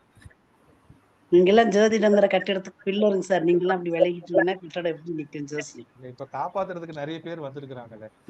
சார் நாங்களாம் உங்களை நோக்கி தான் வந்துட்டு இருக்கோம். நான் கூட ஜோசியர்னு சொல்லிக்கலாம். ஆக முடியுங்களா? ஜோசியத்தை காப்பாத்துறதுக்கு நிறைய பேர் இருக்கிறாங்க. நம்ம தான் வந்து காப்பாற்றணும். ஏதோ நம்மளால முடிஞ்ச விஷயங்களை, அதாவது நம்ம சக்திக்கு உட்பட்டு என்ன செய்ய முடியுமோ அதை செய்யலாம் அப்படின்னு. சார் இன்னொரு கேள்விங்க சார். இப்ப இந்த கன்னி செவ்வாய் கடலும் வத்திருன்னு சொல்றாங்க, அதெல்லாம் உண்மைங்களா? அதெல்லாம் உண்மைதான். அந்த காலத்துல சொல்லப்பட்ட அந்த விதிகள்லாம் உண்மை. கடன் அதிகம் ஆயிருங்களா? அதை பத்தி சுப்பிரமணியம் சார் கூட இதுக்கு முன்னாடி 2-3 வீடியோல சொல்லியிருக்கிறாரு. இந்த வார்த்தைக்கே சொல்லியிருக்கிறாரு. அவரே சொல்லுவாரு. சார் இப்போ கோச்சாரத்துல போற ராகு சார் சொல்லுங்கம்மா. இப்போ ராகு கோச்சாரத்துல பயிற்சி ஆகுறாரு. அவர் போய் செவ்வாய் மேல பயணம் பண்ணும்போது என்ன பாதிப்புகளை கொடுக்கும் சார்? ராகு வந்து எப்போதுமே நம்ம சொல்லியிருக்கிற மாதிரி அவர் ஒரு அகன்ற பாத்திரம் தானே. அவர் வந்து ஒரு பிரம்மாண்டத்திற்கான விஷயம். அவர் எந்த கிரகத்தோட போறாரோ அந்த கிரகத்தோட முழு விஷயத்தையும் அவரே எடுத்து செய்வாரு. அப்ப அந்த செவ்வாய் எங்க இருக்கிறாரோ அந்த விஷயத்தெல்லாம் அவர் எடுத்து பெருசுபடுத்தி செய்வார். சரிங்க சார். எந்த கட்டுப்பாடுகளுக்கும் உட்படாம செய்வாரு. இந்த பாதக ஸ்தானமா இருந்தாலும் அதை வந்து பெருசுப்படுத்த மாட்டார். நீங்க அந்த பாதகாதிபதி விஷயத்த மறந்துருங்க. ஏன் அதே ம். யோசிச்சுட்டு சரிங்க நான்லாம் சார். கிட்டத்தட்ட 16 வருஷமா பாதகாதிபதி தசையில தான் இருக்கிறேன். சரியா? குரு ஐயா பாதகாதிபதிங்களா? சரியா? இப்ப குருங்களா? இப்ப அதாவது பாதகத்தை செய்யதான் செய்யும். நம்ம அதை தாங்கிட்டு தானே வாழணும். இப்ப அதுதானே பார்ட் ஆஃப் லைஃப். அவரு பாட்டுக்கு அவர் பாதகத்தை செய்யட்டும். நம்ம பாட்டுக்கு நல்லதை செஞ்சுட்டு போவோம். அவ்வளவுதாங்க. இந்த செவ்வாய் மேல ராகு போகும்போது விபத்துகள் வரும், கை அடிப்படும், அந்த மாதிரிலாம் ஜோசியத்துல சொல்றாங்க சார். அதான் பயம். செவ்வாய் வந்து கேது மாதிரி, ம். ராகு வந்து சனி மாதிரி. சரியா? சரிங்க சார். சரிங்க இப்ப சார். இப்ப சனியை எப்படி செவ்வாய் அடக்குறாரோ ம். அது மாதிரி செவ்வாய் ராகுவை கண்டு பயப்படுகிறவர் அல்ல. ம். ஃபர்ஸ்ட் அதை புரிஞ்சுக்கோங்க. செவ்வாய் யாருக்காச்சும் பயப்படுவாரா? பயப்பட மாட்டாருங்க. மாயையை அழிக்கத்தான் அவர் வந்தார். ம். அதனால மத்த கிரகத்துக்கிட்ட கூட ராகுவுடைய பாட்சா பலிக்கும். சூரியன் கூட ராகுவை கண்டு பயப்படலாம். ம். செவ்வாய் ராகுவை கண்டு பயப்பட மாட்டார் என்பது என்னுடைய தனிப்பட்ட கருத்து. சரிங்க சார். அம்மா வந்து கேட்டாங்க இந்த மாதிரி செவ்வாய் கன்னியில நின்னா அப்படின்னு. நீங்க கூட சுப்பிரமணிய சார் வந்து இதை பத்தி சொல்லியிருக்காரு அப்படின்னு சொன்னீங்க. செவ்வாய் வந்து கன்னியில நின்னா அது 6ஆம் வீடு, காலபுருஷத்துக்கு 6ஆம் வீடுங்கிறதுனால 6ங்கிறது ஜெயஸ்தானம் அப்படிங்கறத நம்ம ஞாபகத்துல வச்சுக்கணும். ருண ரோக ஜெயஸ்தானம். நோய் வந்தாலும் ஜெயிச்சிருவோம், கடன் வந்தாலும் ஜெயிச்சிருவோங்கிறது அதனுடைய தாத்பரியம். சரிங்கய்யா. செவ்வாய் தண்ணீர் செவ்வாய் என்றால் கடலும் வற்றி போகும்னு சொல்லுவாங்க. இதை வந்து நம்ம பாசிட்டிவா திங்க் பண்ண வழியே நெகட்டிவா திங்க் பண்ணக்கூடாது. ஏன்னா ம். நிலம் கிடைக்கும், கடல் வத்தி போனா நிலம் கிடைக்கும். விவசாயம், ம். செவ்வாய் விவசாயம் பெருகும். ம். உயிரினங்கள் வாழ்வதற்கு உணவு முக்கியம். ஏன்னா இந்த விவசாயம் இல்லைன்னா இந்த உலகமே கிடையாதுன்னு சொல்றாரு வள்ளுவர். அதனுடைய ம். பழமொழி தான் வந்து கன்னியில் செவ்வாய் இருந்தால் செவ்வாய்ங்கிறது வந்து நிலம் மட்டும் இல்ல, நிலத்துல உற்பத்தி ஆகக்கூடிய விவசாயம். கன்னிங்கிற நிலம். ம். அதனால வந்து சரிங்கய்யா. அதான் சொன்னாங்க. நம்ம வந்து அதை ஒவ்வொரு பழமொழியும் பாதி பாதியா புரிஞ்சுக்கிட்டதுனால நம்ம அப்படி கொண்டு போயிட்டோமாமா. செவ்வாயினால எந்த ஒரு கிரகமும் நமக்கு இது ஐயா சொன்ன மாதிரி நன்மையோ தீமையோ ம். நன்றும் தீதும் பிறர் தர வாரா. ஆ. நம்மளுடைய கர்மாவனுடைய அடிப்படையில் தான். இதுக்கு நம்ம வந்து கொடை பிடிச்சிக்கிட்டு வெயில மறைச்சிக்கிற மாதிரி நம்ம சில விஷயங்கள் பண்ணிக்கிட்டு நம்ம தாண்டி போகணுமே வெளியே. ஐயா சொல்ற மாதிரி ஒன்னையே புடிச்சிட்டு தொங்கிட்டு இருந்தோம்னாக்கா நமக்கு சனி பயிற்சியை விட செவ்வாய் பயிற்சி அதிகமான பயத்தை கொடுக்கும். ம். இப்ப நன்றிங்கய்யா. அடிஷனலா வந்து அவரு கண்ணில இருந்தாருன்னா அவர் எதாம்மா பாப்பாரு? 7ஆம் பார்வையா? 7ஆம் பார்வையா மீனத்தை பாப்பாருங்க. மீனம் என்னம்மா? கடல் தானே. ம். செவ்வாயோட பார்வை பட்டுச்சுன்னா என்ன ஆகும்? அப்ப கடல் தானே வத்தும். ம். ம். ஒரு அப்படி நெருப்பு, இது நீரு. அப்படி புரிஞ்சுக்கோங்க. செவ்வாயோட நேரடி பார்வையில கடல் வத்த தானே செய்யும். அப்படி எடுத்துக்கணும். அது அது அந்த மாதிரி புரிஞ்சுக்கணும். ம். சரிங்கய்யா. தேங்க்யூ.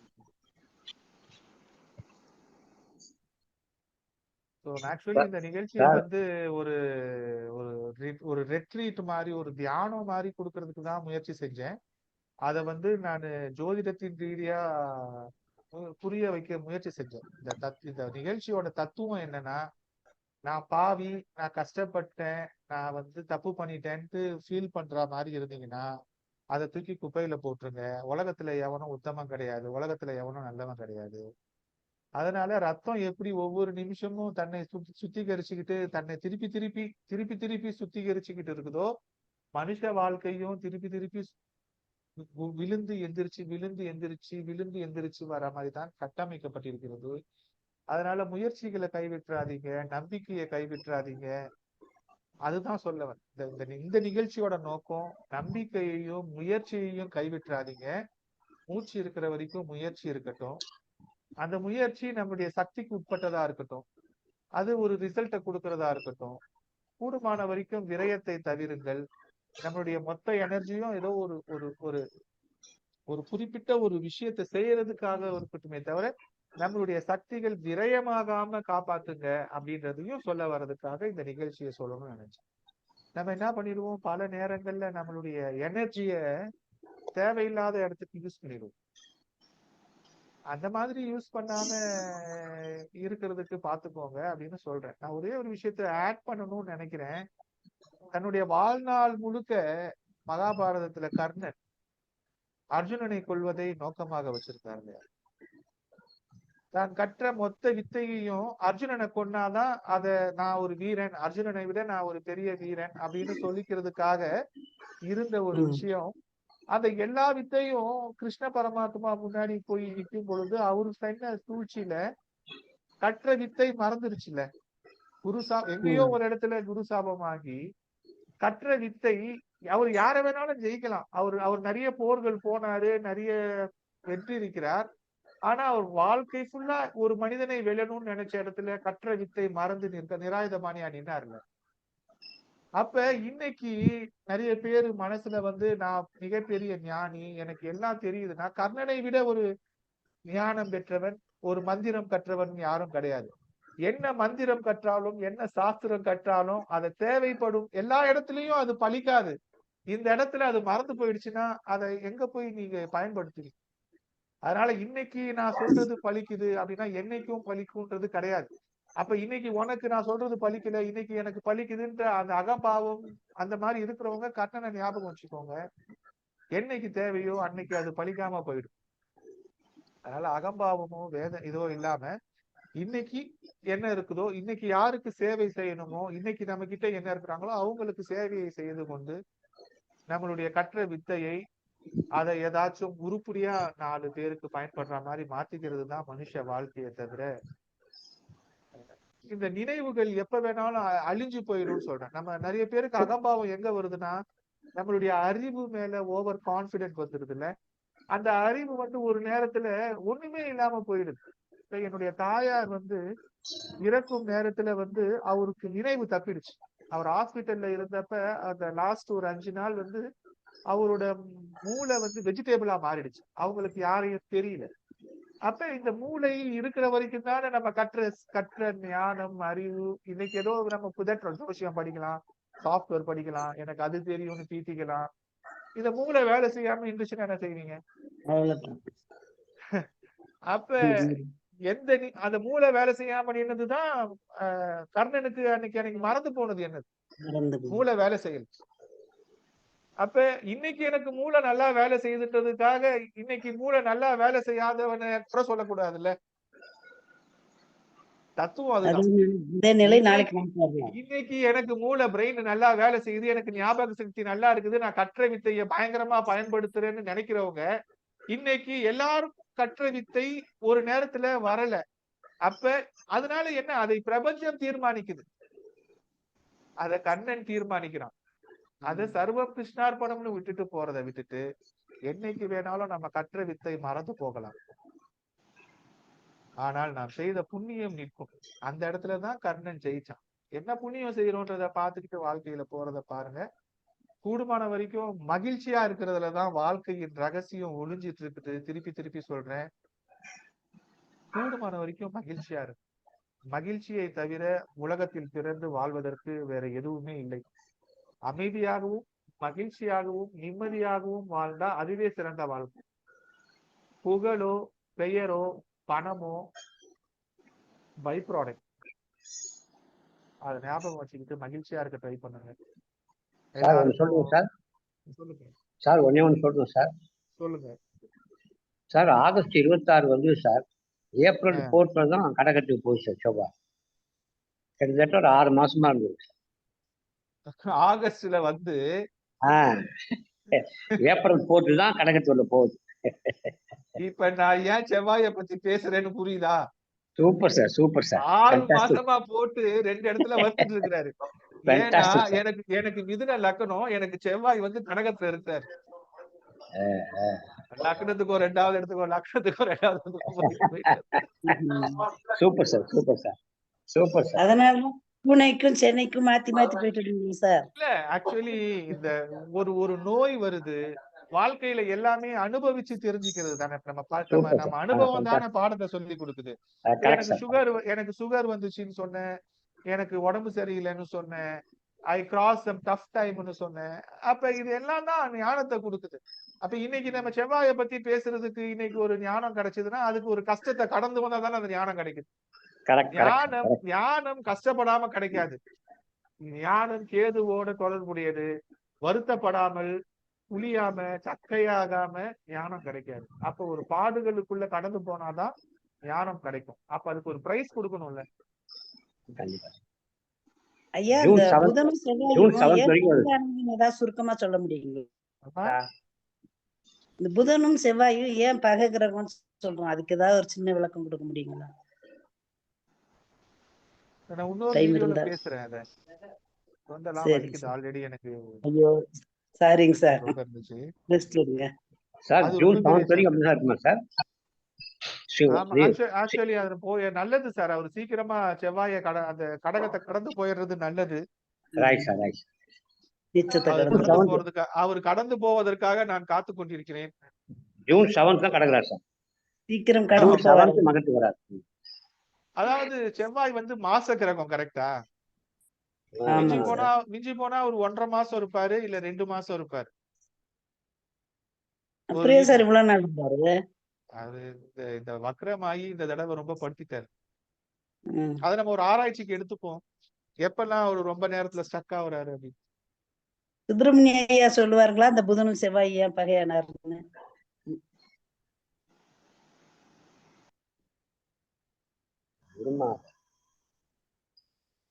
அம்மா நீங்க கேட்ட கேள்விக்கு இப்போ செவ்வாய் மேஷ ராசி நீங்க எடுத்துக்கிட்டீங்க இல்லையா?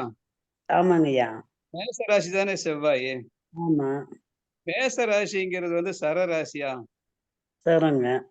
சரராசியில இருந்து பாத்தீங்கன்னா இடது பக்கமா சுத்தி வைங்கன்னாக்கா 11ஆம் வீடு எப்படி வலதுபுறமா சுத்தி 11ஆம் வீடு பாதகமோ அதே மாதிரி இடதுபுறமா சுத்தி வந்தீங்கன்னா அது உங்களுக்கு 11ஆம் வீடு மிதுனமா வரும்.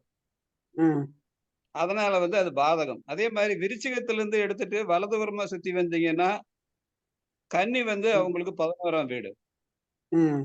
அப்ப இந்த 11ஆம் வீடுங்கிறது பொதுவாவே வேதையா பாதகஸ்தானமா தான் வரும். பாதகக்காரனா அவங்க பகை கிரகம் பகையா தான் வருவாங்க மேக்சிமம். இப்ப சூரியனுக்கு பாத்தீங்கன்னா சுக்கிரன் பகைன்னு சொல்லும் போது நீங்க இடது பக்கமா சுத்தி வந்தீங்கன்னா 11ஆம் வீடு அவர் நீச்சமா இருக்கு. இந்த மாதிரி சில 11ஆம் வீடு பாதிக்கத்தில் கொடுக்கும். இதை நம்ம இன்னும் விளக்கமா சொல்லலாம். வேற யாருக்காச்சும் எந்த கேள்விகளும் இல்லைன்னா நம்ம பேசலாம். அடுத்த வாரம் கொஞ்சம் பிஸியா இருப்பேன். ஒரு வாரம் விட்டுட்டு திருப்பி நான் வேற கிளாஸ் போட்டேன். ஏப்ரல் 14ஆம் தேதி தமிழ் நியூ இயர் அன்னைக்கு நான் இந்த நேரம் நல்ல நேரம் ரிப்போர்ட்டை இன்னும் ஆப்டிமைஸ் பண்ணி ஒரு பஞ்சாங்கம் வடிவில் இன்னும் ஒரு டிஜிட்டல் பஞ்சாங்கம் வடிவில் வெளியிடுறதுக்கு திட்டமிட்டு இருக்கிறேன். கடவுள் அருள் இருந்தா அது முடியட்டும். அதுக்காக நிறைய வேலைகள் செஞ்சுட்டு இருக்கிறேன். வாழ்த்துக்கள் ஐயா. ஏப்ரல் 14ஆம் தேதி இந்த நேரம் நல்ல நேரத்தை இன்னும் ஆப்டிமைஸ் பண்ணி கொடுக்க முயற்சி செய்யறேன். நம்ம சந்திக்கலாம் ஏப்ரல் 14ஆம் தேதி. நன்றி ஐயா. வணக்கம் ஐயா. நன்றி ஐயா. நன்றி. வணக்கம் ஐயா.